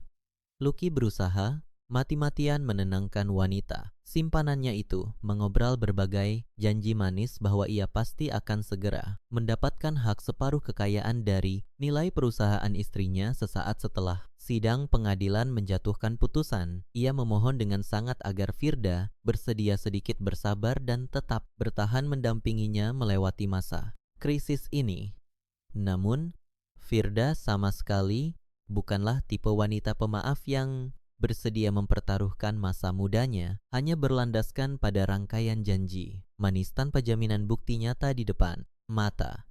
Firda mendengus keras, membuang muka, membalikan badannya dengan cepat dan melangkah pergi begitu saja, meninggalkan Lucky berdiri mematung sendirian di bawah terik matahari pelataran parkir yang menyengat kulit. Lucky hanya bisa menatap punggung Firda yang perlahan menjauh dan menghilang dari pandangan matanya. Cita-citanya untuk merajut kehidupan baru yang bebas, dan membahagiakan bersama wanita. Impiannya hancur berkeping-keping dalam hitungan jam. Di titik nadir inilah Lucky baru benar-benar terbangun dan menyadari bahwa tanpa keberadaan Najwa yang selalu menyokongnya di belakang layar, ia sama sekali bukanlah siapa-siapa di dunia ini. Ia hanyalah cangkang kosong yang selama bertahun-tahun berlindung aman di bawah bayang-bayang perlindungan dan kesuksesan seorang istri. Dan kini, bayangan pelindung itu telah sepenuhnya ditarik mundur, membiarkannya terbakar, hangus oleh kenyataan hidup yang sangat menyakitkan. Matahari bersinar sangat terik saat Lucky mengemudikan kendaraannya, meninggalkan pelataran parkir pusat perbelanjaan tersebut. Tangannya mencengkeram kemudi hingga buku-buku. Jarinya memutih, melampiaskan seluruh rasa frustrasi dan harga diri yang hancur berkeping-keping. Penolakan dari Firda terus terngiang di telinganya, berputar-putar seperti kaset rusak yang menyiksa isi kepalanya. Lucky melajukan. Mobilnya membelah jalanan dengan kecepatan tinggi, mengabaikan rambu lalu, lintas dan umpatan dari pengendara lain yang merasa terganggu. Tujuannya saat ini hanyalah satu, yaitu pulang ke rumah. Megahnya untuk mendinginkan kepala, merencanakan langkah hukum selanjutnya untuk membalas dendam kepada Najwa dan menenangkan ibunya yang pasti masih dikuasai amarah. Lucky sangat yakin bahwa rumah mewah yang selama ini ia tinggali bersama Najwa adalah harta bersama yang tidak mungkin bisa diambil begitu saja. Ia merasa berhak penuh atas bangunan tersebut karena ia berstatus sebagai kepala keluarga. Namun, pemandangan yang menyambutnya saat ia membelokkan kendaraannya memasuki jalanan kawasan perumahan elit tersebut sungguh jauh dari bayangannya. Dari kejauhan, Lucky bisa melihat kerumunan kecil di depan pintu pagar besi tinggi rumahnya. Laju, kendaraannya seketika melambat. Jantungnya kembali berdegup kencang saat matanya menangkap keberadaan tumpukan koper besar. Puluhan kardus yang diikat, tali dan berbagai barang pribadi milik ibu dan adiknya yang teronggok begitu saja di atas trotoar luar pagar. Di samping tumpukan barang-barang tersebut, Ibu Nilam berdiri dengan wajah memerah, berteriak-teriak sambil menunjuk-nunjuk ke arah beberapa orang pria berbadan tegap berseragam gelap yang menjaga ketat pintu gerbang yang terkunci rapat. Lucky segera mematikan mesin kendaraannya secara sembarangan, melompat keluar dan berlari menghampiri ibunya yang tampak seperti kehilangan akal sehat. "Ibu, apa yang sebenarnya terjadi di sini? Kenapa semua barang-barang kita dikeluarkan ke jalanan seperti ini?" tanya Lucky dengan napas tersengal-sengal, menatap tumpukan pakaian, sepatu, dan perabotan kecil yang kini berserakan tidak beraturan di bawah terik matahari. Ibu Nilam langsung mencengkeram lengan baju Lucky begitu melihat anak sulungnya datang. Air mata kemarahan mengalir deras membasahi pipi wanita parubaya itu yang sudah mulai keriput. "Lucky, akhirnya kamu datang juga. Lihat apa yang dilakukan istri durhakamu itu. Dia mengirim preman-preman ini untuk mengusir ibu dari rumah anak ibu sendiri. Mereka mengeluarkan paksa semua barang-barang ibu dan juga barang-barang Fikri tanpa belas kasihan. Kamu harus bertindak, Lucky. Usir mereka semua dari properti milik kita ini sekarang juga," jerit Ibu Nilam histeris. Suaranya terdengar serak karena terlalu lama berteriak memprotes ketidakadilan yang ia rasakan. Mendengar aduan ibunya, emosi Lucky kembali mendidih. Ia membusungkan dada, melangkah maju mendekati pagar besi dan bersiap untuk menghajar salah satu pria berbadan tegap tersebut. Namun belum sempat ia mengangkat tangannya, seorang pria paruhaya berkacamata dengan setelan pakaian resmi yang sangat rapi melangkah maju dari balik kerumunan penjaga. Pria itu menatap Lucky dengan tatapan datar yang sangat tenang, lalu membuka sebuah map tebal yang dibawanya. Pria itu adalah ketua tim penasihat hukum dari perusahaan yang dipimpin oleh Najwa. Ia berdeham pelan, memastikan suaranya terdengar jelas mengatasi keributan yang dibuat oleh Ibu Nilam. "Selamat siang, Bapak Lucky. Saya berada di sini atas perintah resmi dari klien saya, Ibu Najwa. Mulai detik ini Anda beserta seluruh anggota keluarga Anda dilarang keras untuk melangkahkan kaki melewati batas pagar rumah ini. Seluruh barang pribadi milik Ibu Nilam, Saudara Fikri, dan juga pakaian-pakaian Anda telah kami kemaskan dengan hati-hati dan kami letakkan di luar area tanah milik Li. Kami, ucap pengacara tersebut dengan nada suara yang sangat datar dan menjunjung tinggi kaidah profesionalisme hukum. Luki tertawa sumbang, sebuah tawa yang dipaksakan untuk menutupi kepanikan yang mulai merayapi tengkuknya. Anda ini pengacara macam apa? Anda tidak tahu hukum negara ini. Ini adalah rumah tempat saya tinggal bersama istri saya. Bangunan ini adalah harta bersama yang didapatkan selama masa pernikahan. Kalian sama sekali tidak memiliki wewenang untuk mengusir saya sebagai suami yang sah. Saya bisa melaporkan tindakan kalian ini sebagai perbuatan tidak menyenangkan dan pengerusakan. Ancam Luki dengan urat leher yang kembali menonjol. Pengacara tersebut sama sekali tidak terpengaruh oleh ancaman kosong yang dilontarkan oleh Luki. Ia menarik selembar kertas dari dalam mapnya dan memegangnya di depan. Wajah Luki, sayang sekali pemahaman, hukum Anda sangat dangkal. Bapak Luki, silakan Anda perhatikan baik-baik dokumen sertifikat kepemilikan tanah dan bangunan ini, rumah megah ini sama sekali bukan harta bersama. Properti ini dibeli dan terdaftar sah di bawah nama perusahaan jauh sebelum Anda mengikat janji pernikahan dengan klien kami. Karena Anda baru saja melayangkan surat gugatan perpisahan dan sudah tidak lagi memiliki ikatan pekerjaan dengan perusahaan, maka Anda sepenuhnya kehilangan hak untuk menikmati fasilitas dari bangunan ini. Penjelasan telak itu seakan-akan memukul dada Luki dengan sebuah palu godam berukuran raksasa. Pandangannya kosong menatap deretan kalimat hukum dan cap resmi negara yang tertera pada dokumen tersebut.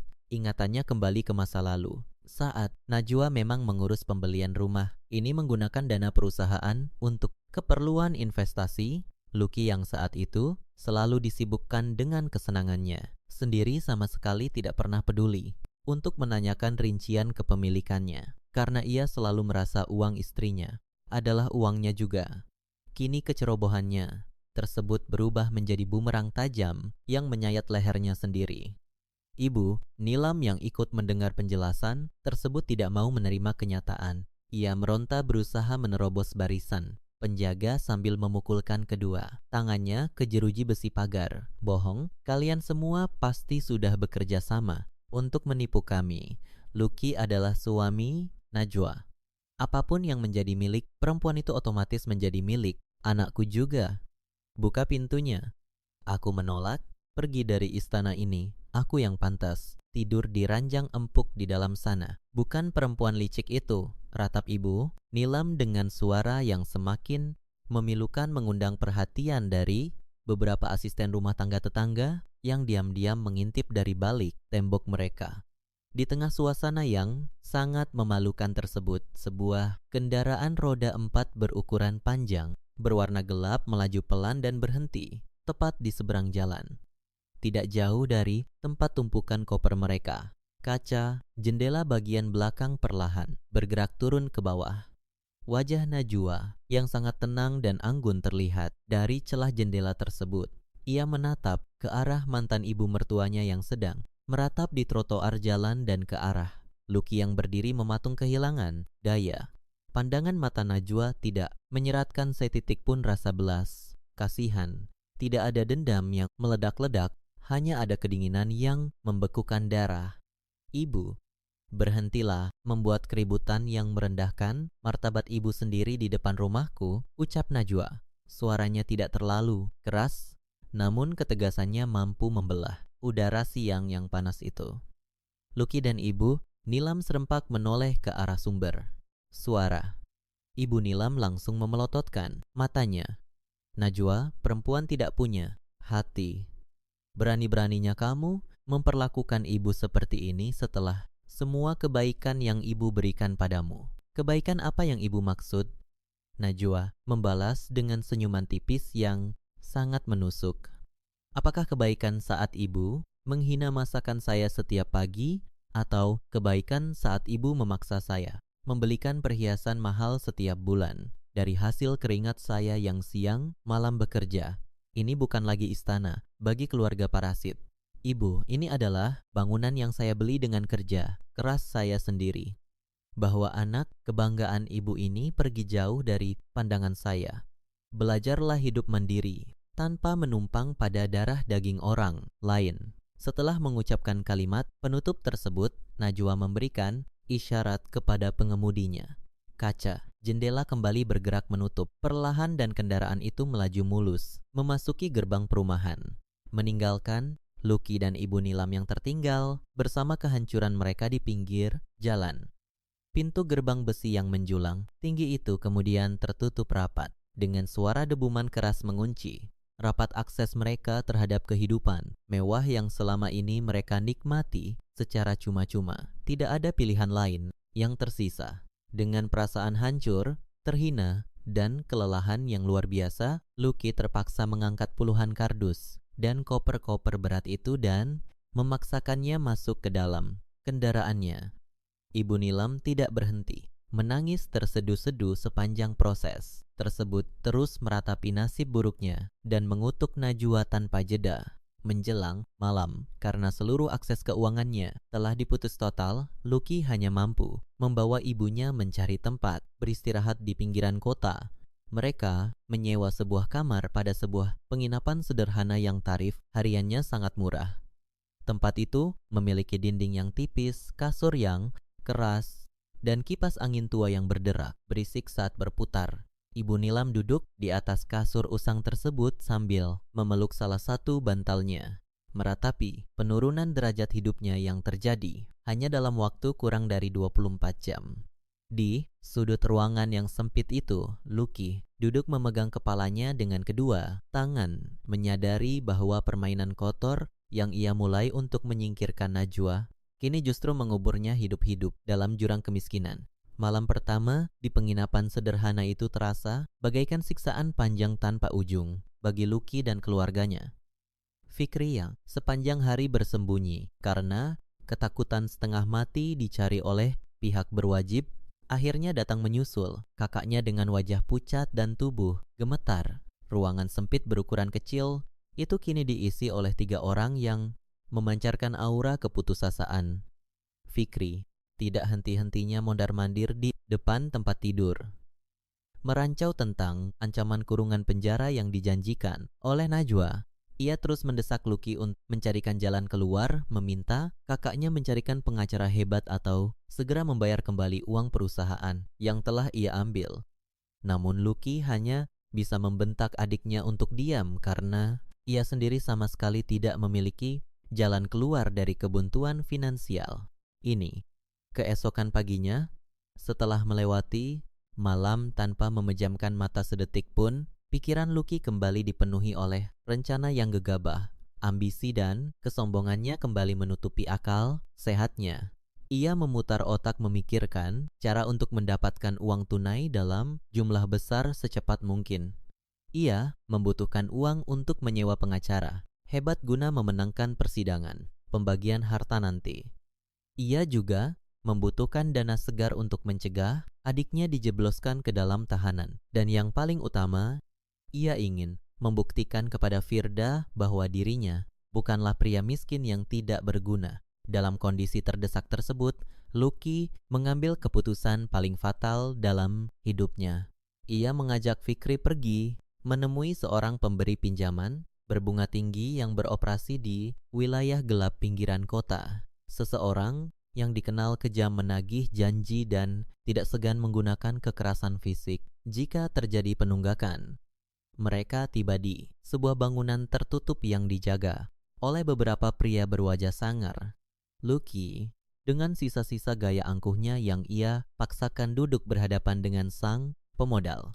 Lucky menceritakan bahwa ia sedang dalam proses perpisahan dengan seorang direktur utama sebuah perusahaan besar dan menjanjikan pengembalian berkali lipat dari bagian kekayaan yang akan segera ia menangkan di pengadilan. Ia bahkan menjaminkan bukti surat bukti kepemilikan kendaraan roda 4-nya sebagai jaminan awal. Sang pemberi pinjaman yang cerdik itu hanya tersenyum, miring melihat keputusasaan di mata Lucky.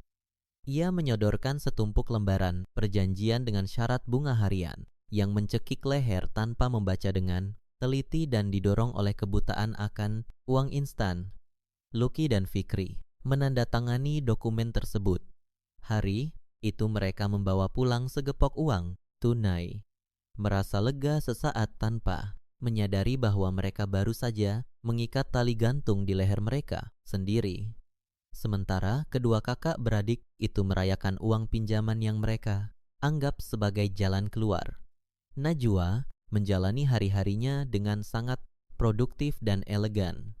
Perusahaannya berjalan jauh lebih stabil setelah benalu di dalamnya dibuang bersih.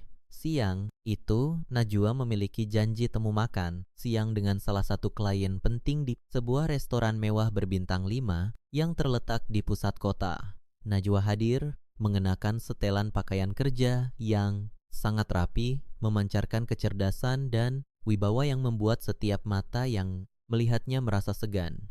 Setelah pertemuan bisnisnya selesai dan sang klien berpamitan, Najwa memutuskan untuk duduk sejenak menikmati hidangan penutup yang disajikan di atas meja. Secara tidak sengaja, sudut mata Najwa menangkap sebuah pemandangan yang sangat menarik.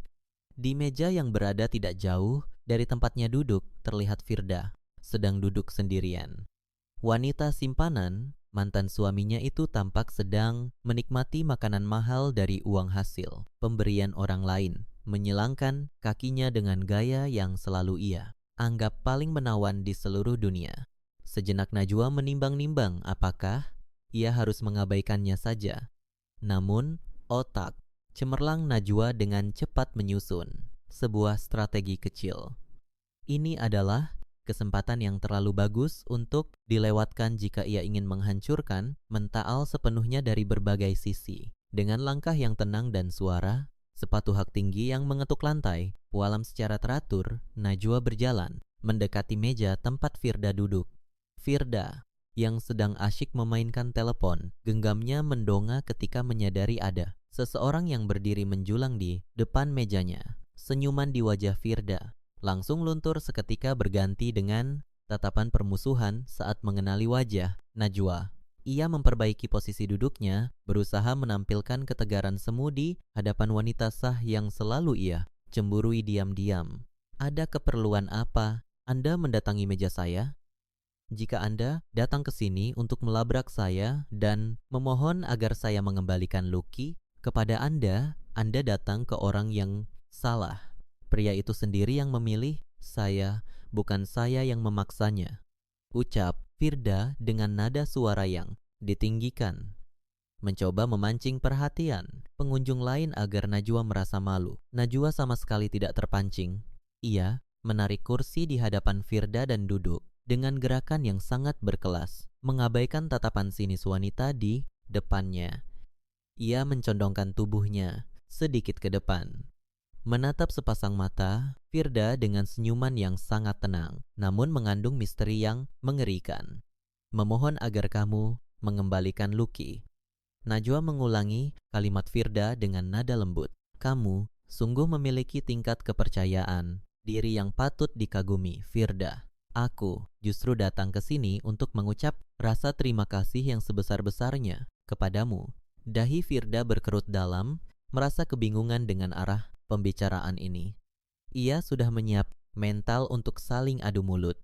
Namun, ketenangan Najwa justru membuatnya merasa terancam. Terima kasih untuk apa?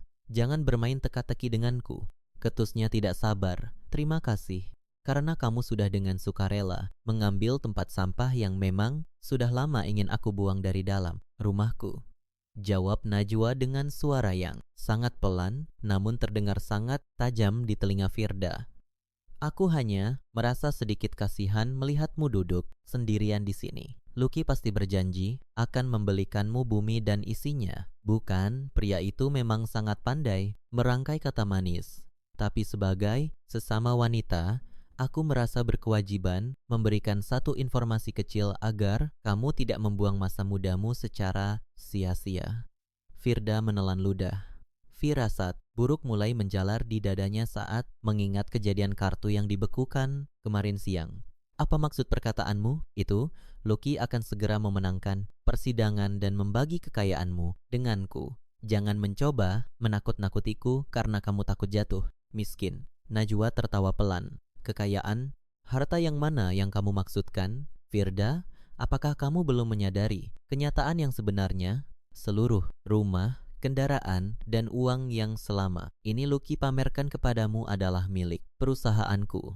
Perjanjian pranikah kami mengikat semua itu dengan sangat ketat. Lucky tidak memiliki sepeser pun uang di namanya sendiri. Jika kamu bersamanya hanya karena berharap dia akan menjadi pria bergelimang harta setelah perpisahan ini, maka dengarkan baik-baik peringatanku. Saat ini, pria yang kamu puja-puja itu sedang menumpuk hutang berbunga tinggi hanya untuk menutupi gaya hidupnya. Mata Firda melebar, sempurna. Napasnya tertahan mendengar kenyataan yang dilontarkan Najwa. Kamu berbohong. Kamu hanya cemburu. Silakan, buktikan sendiri. Minta dia membelikanmu barang mewah hari ini tanpa menggunakan uang tunai hasil pinjaman yang cepat habis. Jika kamu tetap bersikeras bersamanya demi mengharapkan kemewahan finansial, kamu sama saja sedang memeluk batu nisan. Pria itu tidak memiliki masa depan selain tumpukan kewajiban membayar dan ancaman hukum yang menjerat adik kandungnya. Nikmatilah sisa waktumu bersamanya sebelum para penagih pinjaman mulai mengetuk pintumu juga. Setelah membisikkan kalimat pamungkas yang mematikan itu, Najwa berdiri dari duduknya, merapikan pakaiannya, dan melangkah pergi meninggalkan restoran dengan keanggun yang tidak tergoyahkan. Di belakangnya, Firda duduk mematung dengan wajah memucat. Selera makannya hilang seketika. Perkataan Najwa yang sangat meyakinkan meruntuhkan seluruh sisa keyakinan Firda terhadap janji manis Lucky. Benih keraguan yang tertanam kemarin kini tumbuh menjadi kepanikan yang nyata. Firda sadar bahwa ia harus segera menyusun rencana untuk melarikan diri sebelum ia ikut terseret dalam kehancuran pria yang ternyata tidak memiliki apa-apa tersebut. Peringatan, Najwa bekerja dengan sangat sempurna, memutuskan rantai terakhir yang mengikat Lucky pada satu-satunya hal yang tersisa dalam hidupnya. Hari yang paling ditunggu-tunggu sekaligus paling menegangkan akhirnya tiba. Matahari pagi bersinar menembus kaca jendela gedung pengadilan agama yang berdiri kokoh di tengah kota. Bangunan peradilan itu sudah dipenuhi oleh banyak orang yang memiliki urusan masing-masing. Namun bagi Lucky, hari ini adalah hari penentuan nasibnya. Ia melangkah turun dari kendaraannya dengan dada membusung dan dagu terangkat tinggi. Berkat uang tunai dalam jumlah besar yang ia dapatkan dari peminjam berbunga tinggi, beberapa hari yang lalu, Lucky berhasil menyewa seorang penasihat hukum yang cukup ternama. Ia juga mengenakan setelan pakaian resmi yang baru saja ia beli untuk menunjukkan kepada semua orang bahwa ia masih memiliki harga diri dan kekayaan. Di belakangnya, Fikri berjalan mengekor dengan langkah yang tidak kalah angkuhnya. Fikri sengaja ikut datang ke pengadilan hari ini dengan harapan bisa segera merayakan kemenangan kakaknya dan mendapat bagian dari harta rampasan untuk menyelesaikan masalah hukumnya sendiri di perusahaan. Tidak berselang lama, sebuah kendaraan berukuran besar yang sangat mewah berhenti tepat di depan anak tangga utama gedung pengadilan. Pintu kendaraan itu terbuka dan Najwa melangkah keluar dengan keanggun yang tidak tertandingi. Ia mengenakan setelan pakaian kerja yang sangat rapi dipadukan dengan balutan hijab yang disematkan secara sempurna, memancarkan aura kepemimpinan seorang direktur utama yang tidak mudah digoyahkan oleh badai apapun. Najwa didampingi oleh ketua tim penasihat hukum perusahaannya yang berjalan tepat di sampingnya sambil membawa sebuah tas kerja berisi tumpukan dokumen penting. Ketika rombongan Najwa berpapasan dengan Lucky di lorong menuju ruang persidangan, Lucky sengaja melemparkan senyuman sinis yang penuh dengan nada ejekan. Namun Najwa sama sekali tidak membalas provokasi murahan tersebut. Pandangan mata Najwa lurus ke depan, menganggap mantan suaminya itu seolah-olah hanyalah patung tidak bernyawa yang tidak pantas mendapatkan perhatiannya sedikit pun. Begitu pintu ruang persidangan ditutup rapat, suasana berubah menjadi sangat hening dan kaku. Majelis hakim yang memimpin jalannya persidangan mengambil tempat duduk di depan, menatap kedua belah pihak dengan pandangan yang adil dan berwibawa. Setelah membuka persidangan secara resmi dan menanyakan kesiapan kedua belah pihak, Hakim Ketua memberikan kesempatan pertama kepada pihak penggugat untuk menyampaikan tuntutannya. Penasihat hukum Lucky langsung berdiri dari tempat duduknya dan mulai membacakan rentetan alasan yang sudah mereka susun dengan sangat rapi. Penasihat hukum tersebut menyatakan bahwa Najwa adalah seorang istri yang terlalu sibuk mengejar ambisi duniawi, sering mengabaikan kewajibannya untuk melayani suami di rumah dan tidak pernah memberikan ketenangan batin kepada Lucky. Berdasarkan alasan yang dibuat-buat tersebut, pihak Lucky secara meyakinkan menuntut pembagian harta kekayaan sebesar 50% dari seluruh aset yang ada, termasuk kepemilikan saham, perusahaan utama, rumah tempat tinggal mereka sebelumnya, dan seluruh kendaraan yang dibeli selama masa pernikahan berlangsung. Lucky duduk bersandar di kursinya sambil menyelangkan kaki. Merasa sangat puas mendengar pembelaan penasihat hukumnya yang terdengar begitu masuk akal dan memojokkan posisi Najwa. Ia sangat yakin bahwa majelis hakim akan mengabulkan seluruh permohonannya hari ini. Namun saat giliran pihak tergugat diberikan waktu untuk berbicara, penasihat hukum Najwa bangkit berdiri dengan ketenangan yang luar biasa. Pria parubaya itu sama sekali tidak terlihat terintimidasi oleh argumen pihak lawan. Ia membuka tas kerjanya dan mengeluarkan sebuah map tebal berisi dokumen asli yang telah dilegalisasi oleh lembaga hukum terkait dengan suara yang lantang dan artikulasi yang sangat jelas. Penasihat hukum Najwa mulai mematahkan seluruh tuntutan Lucky satu persatu tanpa menyisakan ruang untuk bernapas. Hal pertama yang diserahkan kepada majelis hakim adalah dokumen perjanjian pemisahan harta kekayaan yang dibuat dan ditandatangani oleh Lucky dan Najwa sebelum mereka mengikat janji pernikahan dahulu. Penasihat hukum membacakan pasal demi pasal yang menyatakan dengan sangat tegas bahwa seluruh usaha, aset bisnis, bangunan, dan pendapatan yang dihasilkan oleh Najwa murni menjadi hak miliknya secara pribadi dan sama sekali tidak bisa diganggu-gugat oleh pihak suami dalam kondisi perpisahan apapun. Lucky terperanjat dari tempat duduknya, matanya membelalak lebar menatap dokumen yang diserahkan ke meja hakim.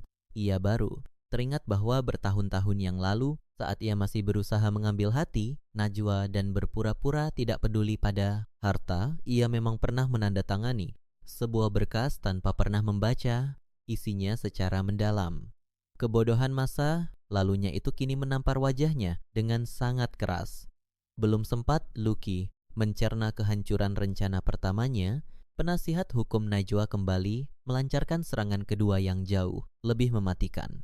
Ia mengeluarkan tumpukan bukti berupa cetakan lembar, mutasi perbankan yang menunjukkan aliran dana dari rekening Lucky menuju rekening seorang wanita bernama Firda secara rutin setiap bulannya.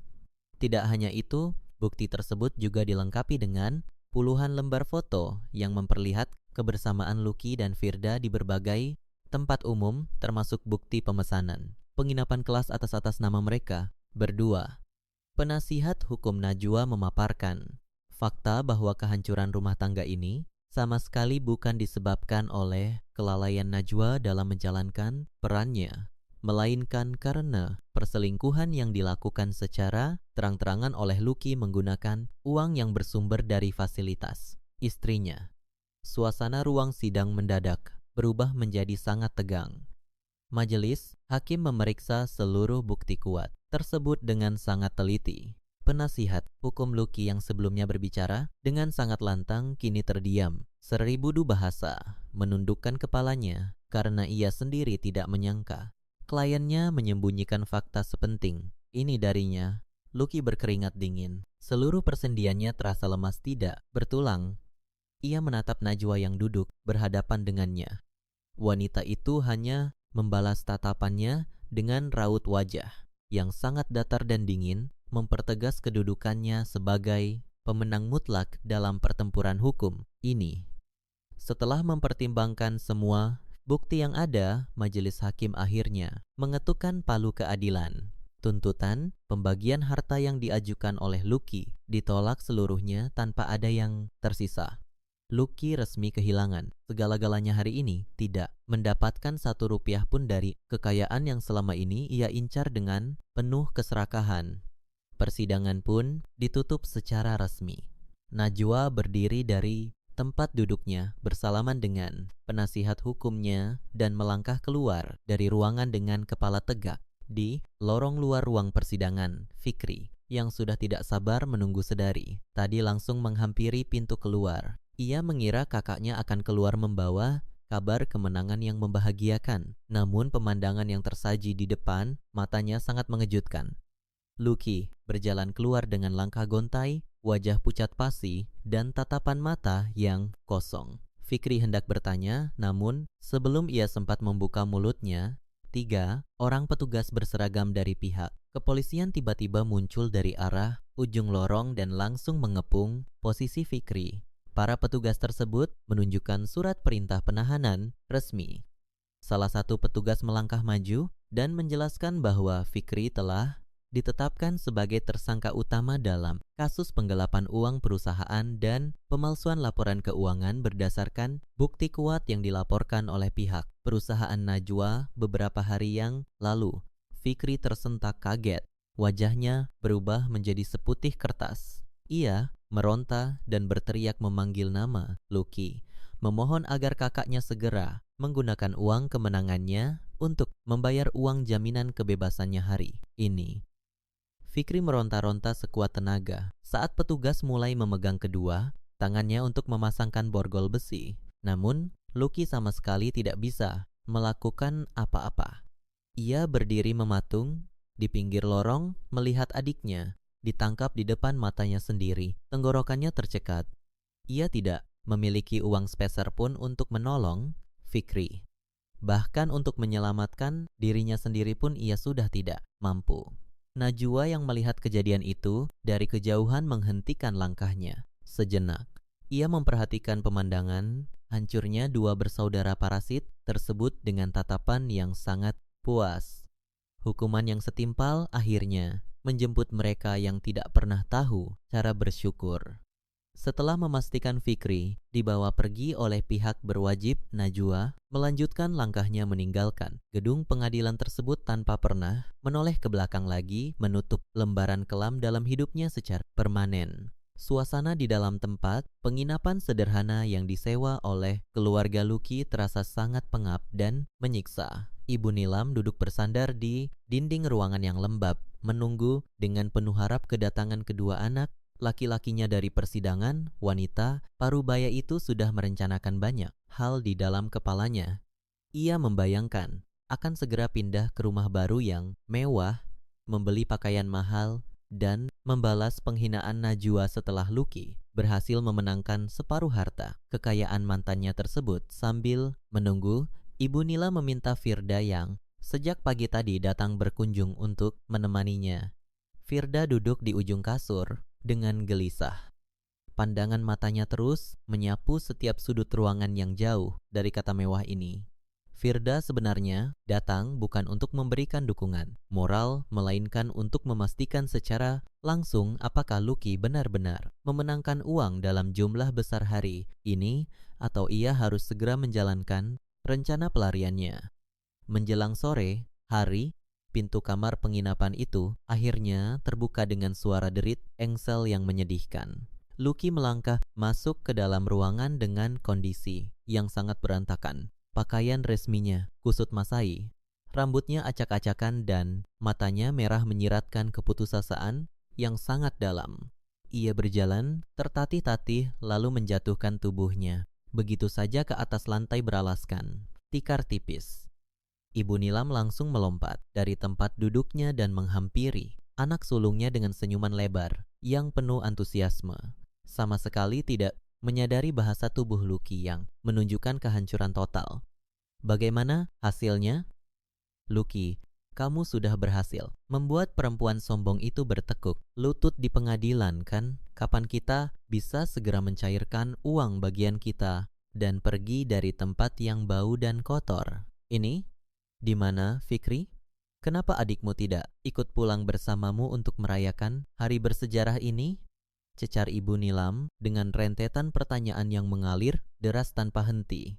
Lucky mengangkat kepalanya dengan sangat lambat. Pandangannya kosong menatap wajah ibunya.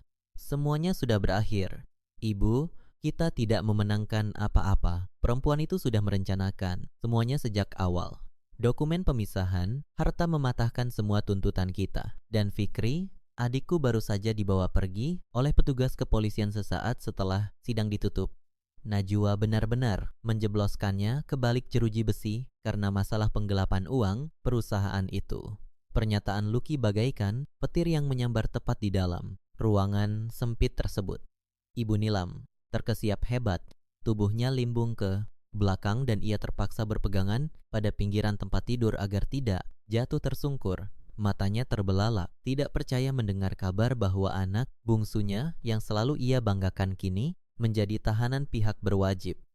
Ia mulai menjerit-jerit histeris memukuli dada Lucky dengan kedua tangannya yang keriput, menyalahkan anak sulungnya yang dianggap tidak becus melindungi adiknya sendiri dari kekejaman Najwa. Suasana di dalam kamar itu seketika berubah menjadi sangat kacau balau, penuh dengan tangisan dan teriakan saling menyalahkan satu sama lain.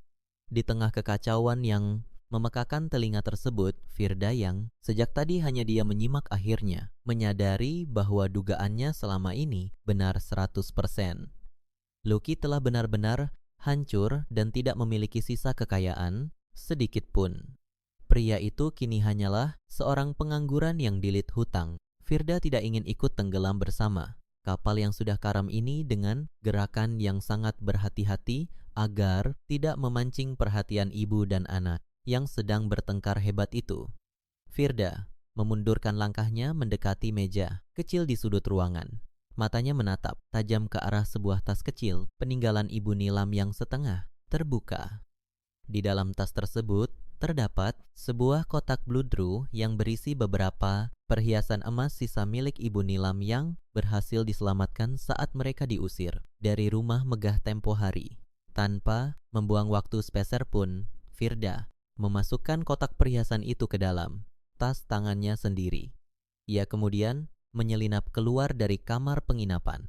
Itu dengan langkah tanpa suara, meninggalkan Lucky dan keluarganya menuju kehancuran mereka sendiri. Beberapa saat setelah Firda berhasil melarikan diri, suara gedoran keras yang sangat kasar terdengar dari arah pintu depan kamar penginapan. Pintu yang terbuat dari kayu tipis itu ditendang dari luar hingga terbuka lebar. 4 orang pria berbadan besar dengan wajah yang sangat menyeramkan menerobos masuk ke dalam ruangan sempit tersebut. Mereka adalah para penagih hutang utusan dari pemodal gelap tempat Lucky meminjam uang kemarin. Para penagih itu rupanya sudah mendengar kabar tentang kekalahan telak Lucky di meja pengadilan. Mereka tidak ingin mengambil risiko kehilangan uang mereka dan memutuskan untuk langsung menagih. Pengembalian hari ini juga beserta seluruh bunga hariannya. Di mana uang, bos kami? Lucky, kamu berjanji akan membayar lunas hari ini setelah menang sidang, tapi kami dengar kamu kalah total dan sama sekali tidak membawa pulang uang sepeser pun. Serahkan uang pinjaman itu sekarang juga sebelum kami menghancurkan semua tulang di tubuhmu. Ancam ketua penagih hutang tersebut seraya mencengkeram kerah pakaian Lucky dan mengangkat tubuh pria itu hingga kakinya sedikit melayang dari atas lantai. Lucky ketakutan setengah mati. Tubuhnya gemetar hebat menghadapi ancaman kekerasan fisik yang sangat nyata di depan matanya. Ia memohon dengan suara bergetar agar diberikan tambahan waktu beberapa hari untuk mencari uang pengganti. Namun, para penagih hutang itu sama sekali tidak memiliki belas kasihan. Mereka melemparkan tubuh Lucky ke dinding dengan sangat keras hingga pria itu meringis. Kesakitan memegangi punggungnya. Melihat nyawa anaknya terancam, Ibu Nila merangkak maju memohon ampun. Mencoba menyerahkan kotak perhiasan emas miliknya sebagai jaminan sementara. Namun saat wanita tua itu membongkar isi tasnya, ia mendapati bahwa kotak perhiasannya telah lenyap tidak berbekas. Ia baru menyadari bahwa Firda telah menghilang bersamaan dengan sisa harta terakhir yang mereka miliki. Kenyataan pahit itu membuat Ibu Nilam hampir pingsan karena terguncang. Para penagih hutang yang merasa dipermainkan semakin marah. Mereka mengacak-acak seluruh isi ruangan, mengambil paksa telepon genggam, jam tangan, dan barang berharga apapun yang tersisa pada diri Lucky, lalu memberikan batas waktu akhir hingga esok pagi sebelum mereka kembali melakukan tindakan yang lebih kejam. Setelah para penagih hutang itu pergi, meninggalkan ruangan yang kini hancur, berantakan, Ibu Nila menangis, terseduh-seduh di atas lantai. Kesombongan dan keangkuhan yang selalu ia pelihara selama ini akhirnya runtuh tidak bersisa. Ia menyadari bahwa satu-satunya jalan keluar dari penderitaan ini hanyalah belas kasihan dari mantan menantunya. Tanpa mempedulikan rasa malu, Ibu Nilam bangkit berdiri dan berlari keluar menuju jalanan. Ia menumpang kendaraan umum termurah dengan sisa uang recehan di sakunya menuju gedung perusahaan tempat Najwa bertahta. Sesampainya di lobi utama perusahaan yang megah tersebut, Ibu Nilam tidak lagi berteriak marah seperti kedatangannya yang pertama. Penampilannya yang kotor dan berantakan membuat para karyawan memandangnya dengan rasa heran. Ibu Nilam nekat menerobos masuk dan bersikeras memohon untuk bertemu dengan Najwa. Kebetulan sekali saat itu Najwa baru saja turun dari lantai atas dan bermaksud keluar gedung untuk sebuah urusan. Melihat Najwa muncul, Ibu Nilam langsung berlari, menghampirinya, menjatuhkan kedua lututnya ke atas lantai pualam yang dingin tepat di depan ujung sepatu. Najwa, tolonglah kami, Ibu, memohon ampun padamu. Ibu sadar ibu sangat salah selama ini. Kembalilah pada Lucky. Bebaskan Fikri dari tahanan kepolisian. Tolong bayarkan hutang-hutang Lucky. Nyawanya sedang terancam. Ibu berjanji akan menjadi mertua yang baik dan menuruti semua perkataanmu. Tolong selamatkan keluarga kami dari kehancuran ini. Isak Ibu Nilam sambil memegang ujung celana panjang yang dikenakan Najwa. Suasana lobi menjadi sangat sunyi. Semua mata tertuju pada pemandangan yang sangat memilukan tersebut. Namun Najwa yang berdiri menjulang di atas wanita parubaya itu sama sekali tidak menunjukkan perubahan ekspresi.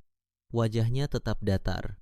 Sepasang matanya menatap tajam ke arah Ibu Nilam tanpa memancarkan setitik pun kehangatan atau belas kasihan yang diminta. Maafkan saya Ibu, tapi perusahaan ini tidak melayani permohonan sumbangan untuk orang asing, apalagi untuk mereka yang telah berusaha menghancurkan hidup saya dari dalam. Perbuatan kalian memiliki hasil akhir yang harus kalian tanggung sendiri. Jangan pernah kembali lagi ke gedung ini, atau saya akan meminta pihak keamanan untuk menyeret Anda keluar. Dengan cara yang sangat memalukan, ucap Najwa dengan nada suara yang membekukan jiwa. Ia menarik kakinya perlahan dari cengkraman Ibu Nilam, melangkah pergi, menembus pintu kaca otomatis dan membiarkan wanita parubaya itu meratap sejadi-jadinya di lantai tanpa ada satupun orang yang bersedia mengulurkan tangan untuk menolongnya. Hari-hari berikutnya berjalan bagaikan mimpi buruk yang tidak pernah berakhir bagi pihak yang dahulu penuh dengan kesombongan. Fikri yang kini mendekam di balik dinginnya jeruji besi harus menghadapi kenyataan yang jauh lebih mengerikan daripada sekadar tuduhan penggelapan uang perusahaan. Pada saat petugas kepolisian melakukan penggeledahan menyeluruh terhadap barang-barang pribadi milik Fikri dan juga memeriksa ruang kerja sisa miliknya, mereka menemukan sebuah bukti kejahatan baru yang sangat memberatkan. Di dalam sebuah laci rahasia yang terkunci rapat, petugas menemukan beberapa bungkusan kecil berisi obat terlarang. Penemuan obat terlarang tersebut seketika mengubah status hukum Fikri dari pelaku kejahatan keuangan menjadi tersangka kasus kepemilikan barang haram yang diancam dengan hukuman kurungan sangat panjang. Kabar penemuan obat terlarang ini mematahkan seluruh sisa harapan Fikri untuk bisa menghirup udara kebebasan dalam waktu dekat. Ia kini meringkuk di sudut sel tahanan yang gelap dan lembab, mengenakan seragam tahanan yang kasar, berbaur dengan para pelaku kejahatan keras lainnya yang selalu memandangnya dengan tatapan mengancam. Tidak ada lagi kebanggaan sebagai seorang manajer proyek. Tidak ada lagi pakaian bermerek yang membalut tubuhnya. Yang tersisa hanyalah rasa takut yang terus-menerus menggerogoti kewarasannya setiap kali malam tiba. Sementara itu, kehidupan Lucky di luar sana sama sekali tidak lebih baik dari adiknya.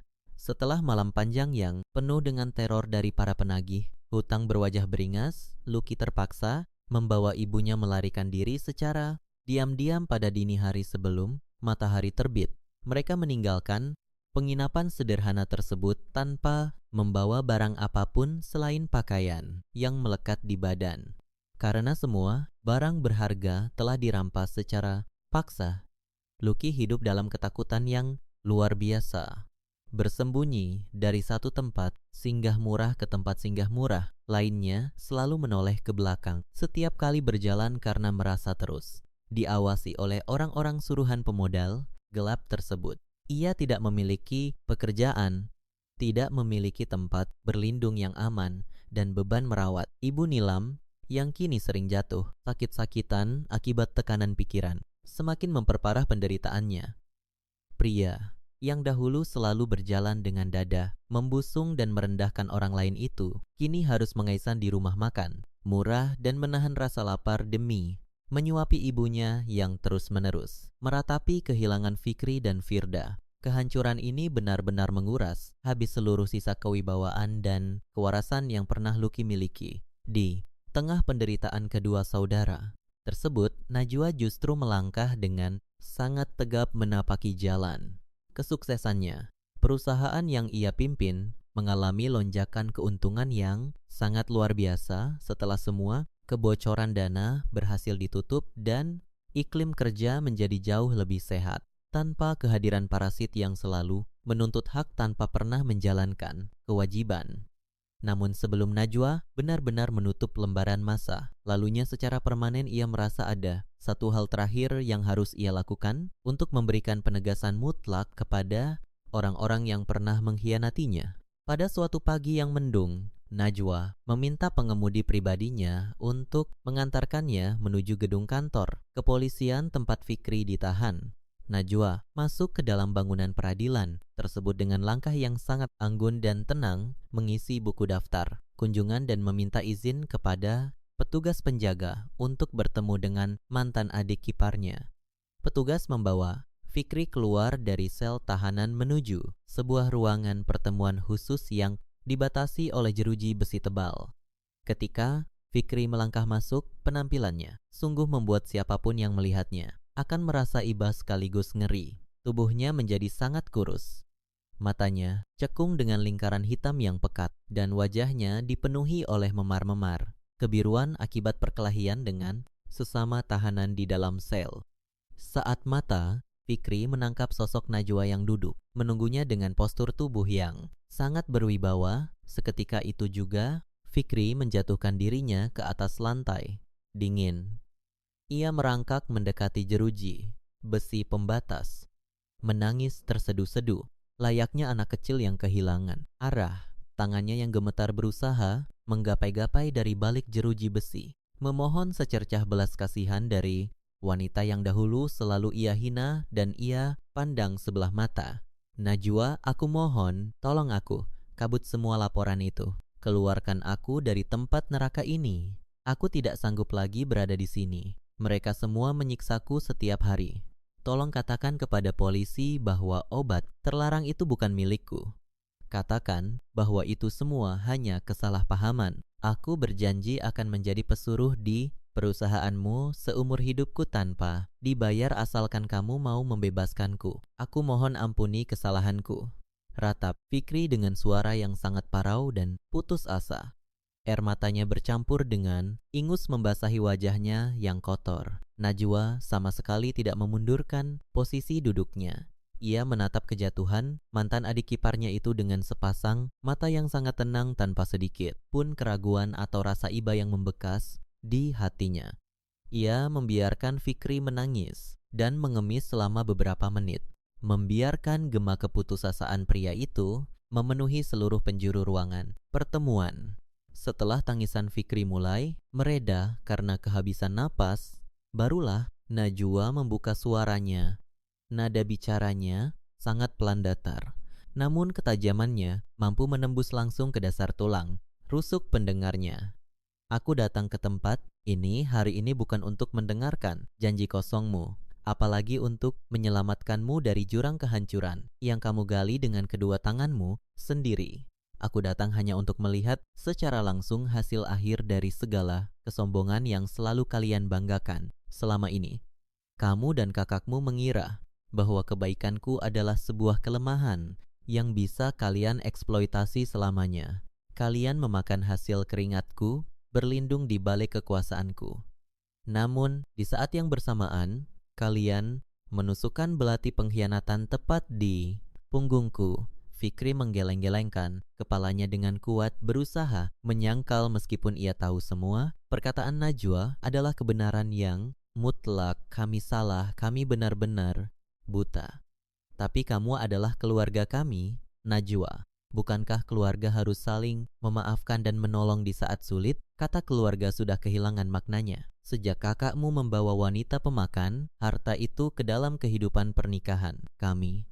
Dan sejak kamu dengan sadar mencuri uang yang aku kumpulkan dengan susah payah untuk membeli obat terlarang yang merusak akal sehatmu.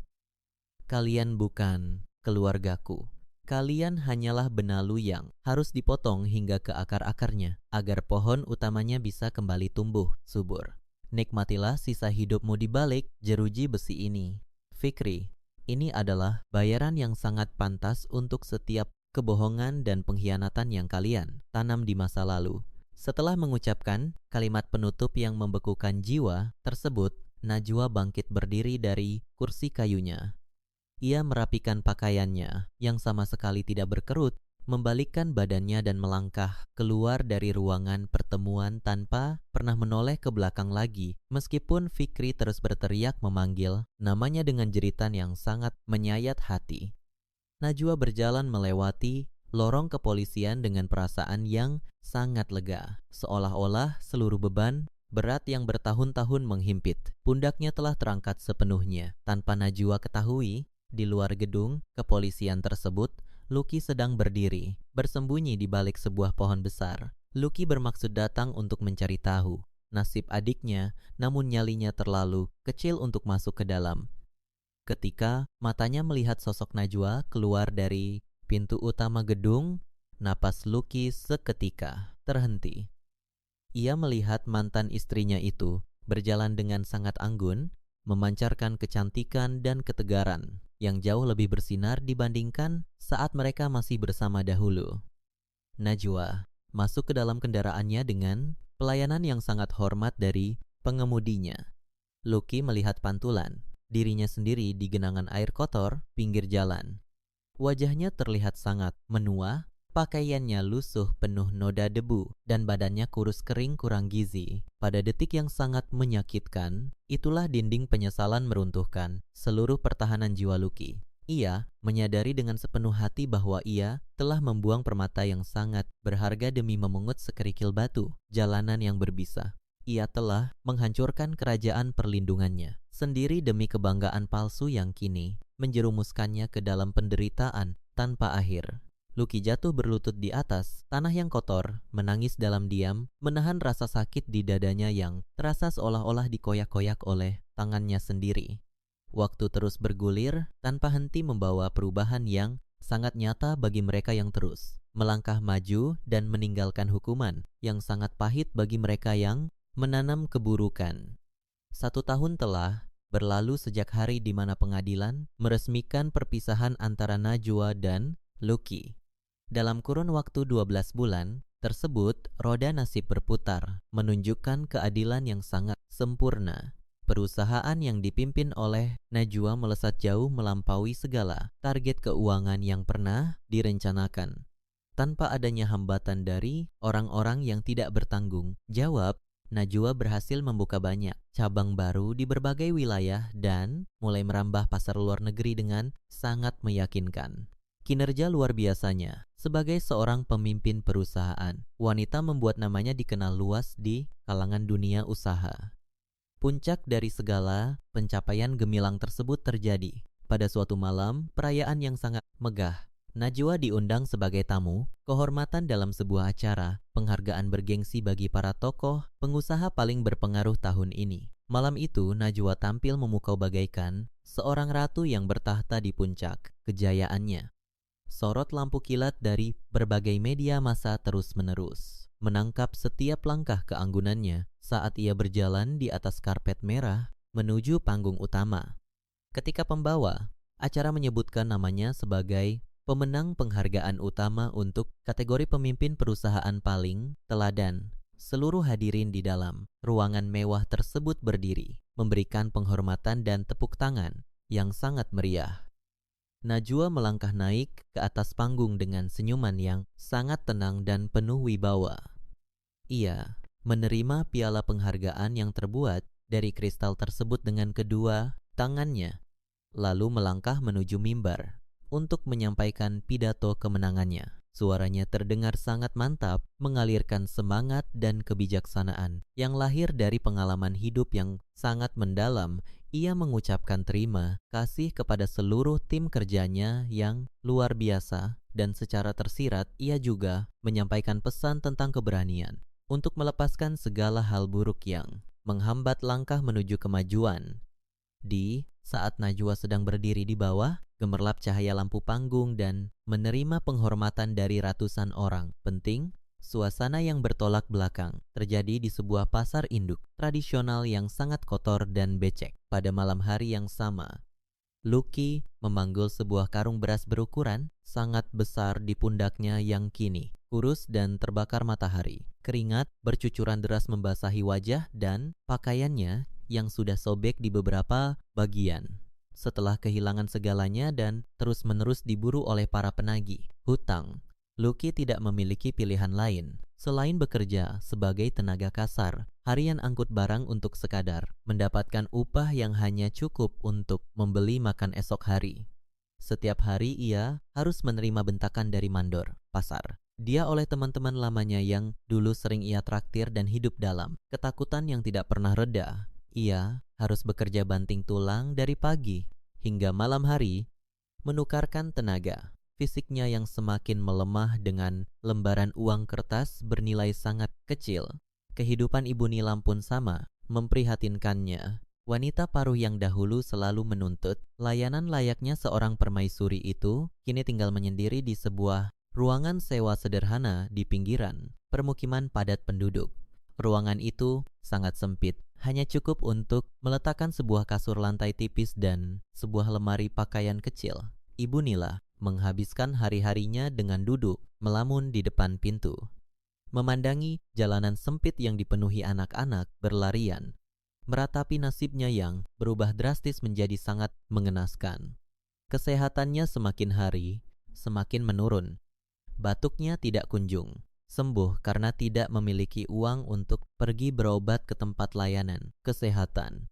Setiap kali ia makan makanan seadanya yang dibawakan oleh Lucky, ingatannya selalu berputar kembali ke masa-masa di mana Najwa selalu menyiapkan hidangan lezat dan mahal di atas meja makan rumah mewah mereka. Penyesalan yang tiada tara terus-menerus menggerogoti hatinya.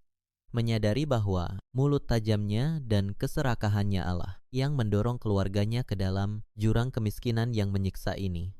Ia sangat merindukan kehadiran Najwa. Namun, ia sadar bahwa pintu pemaafan itu telah tertutup rapat selamanya. Malam itu, setelah selesai menurunkan puluhan karung barang muatan dari atas bak kendaraan, Lucky duduk beristirahat di sebuah warung makan pinggir jalan yang sangat sederhana. Seluruh otot tubuhnya terasa mati rasa karena kelelahan yang sangat ekstrem. Ia memesan segelas minuman hangat murah dan sebungkus nasi dengan lauk seadanya untuk mengganjal perutnya yang sejak siang belum terisi makanan sama sekali. Pemilik warung makan tersebut sedang menyalakan sebuah layar televisi tabung berukuran kecil yang menempel di sudut atas ruangan. Saluran televisi itu sedang menyiarkan secara langsung acara malam penghargaan pengusaha teladan. Lucky awalnya tidak mempedulikan siaran tersebut. Pandangannya kosong menatap piring, makannya sambil menghitung sisa kepingan, uang logam di dalam sakunya untuk biaya perjalanan pulang menemui ibunya. Namun, perhatian Lucky mendadak terpaku saat ia mendengar suara yang sangat familiar mengalun dari pengeras suara televisi tersebut. Suara yang sangat tenang, tegas, dan penuh dengan wibawa. Lucky mengangkat kepalanya dengan lambat dan menatap ke arah layar televisi. Jantungnya seakan-akan berhenti berdetak. Saat itu juga, di layar kaca tersebut terpampang wajah Najwa secara penuh. Wanita yang pernah menjadi istrinya itu terlihat begitu bersinar, berkelas, dan dihormati oleh semua orang. Lucky mendengarkan setiap kalimat yang diucapkan oleh Najwa dalam pidato kemenangannya. Matanya tidak berkedip menatap senyuman elegan yang menghiasi wajah wanita tersebut. Banyak orang bertanya kepada saya, apa rahasia di balik lompatan keberhasilan perusahaan ini dalam 1 tahun terakhir? Ucap Najwa dari layar televisi. Pandangan matanya menatap lurus ke arah kamera, seolah-olah sedang berbicara langsung kepada jiwa-jiwa yang pernah mengkhianatinya. Jawabannya sangat sederhana. Kegagalan terbesar dalam hidup adalah terus-menerus berusaha mempertahankan orang-orang yang tidak tahu arti kata berterima kasih. Ketika Anda memiliki keberanian yang kuat untuk membuang benalu yang menggerogoti energi dan harta Anda, maka Anda memberikan ruang yang luas bagi diri Anda sendiri untuk tumbuh menjadi sebuah pohon yang sangat kokoh dan tidak terkalahkan. Kunci kesuksesan adalah membersihkan lingkaran kehidupan kita dari pengkhianatan. Mendengar kalimat penutup pidato tersebut, pertahanan emosi Lucky runtuh seketika. Sendok yang ia pegang terlepas dari tangannya dan jatuh bergemerincing, menabrak piring. Ia menutupi wajahnya yang kotor dengan kedua telapak, tangannya yang kasar dan penuh kapalan. Di tengah keramaian warung pinggir jalan yang berisik, di bawah keremangan lampu, jalanan yang berkedip-kedip, Lucky menangis terseduh-seduh meratapi kebodohannya yang paling nyata. Ia meratapi harga dirinya yang hancur, masa depannya yang gelap gulita, dan kehancuran keluarganya yang tidak bisa diperbaiki lagi.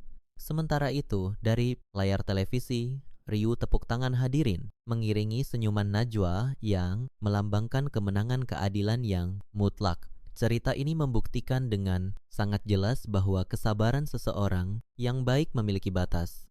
Dan ketika batas itu dilewati, pembalasan terbaik bukanlah dengan kekerasan, melainkan dengan membiarkan para pengkhianat itu hancur oleh keburukannya sendiri. Sementara sang tokoh utama melesat menggapai puncak kebahagiaan yang sejati. Penonton yang menyaksikan perjalanan panjang ini pun merasakan kepuasan batin yang luar biasa, menyadari bahwa setiap perbuatan buruk pada akhirnya akan menemukan hukuman yang paling setimpal.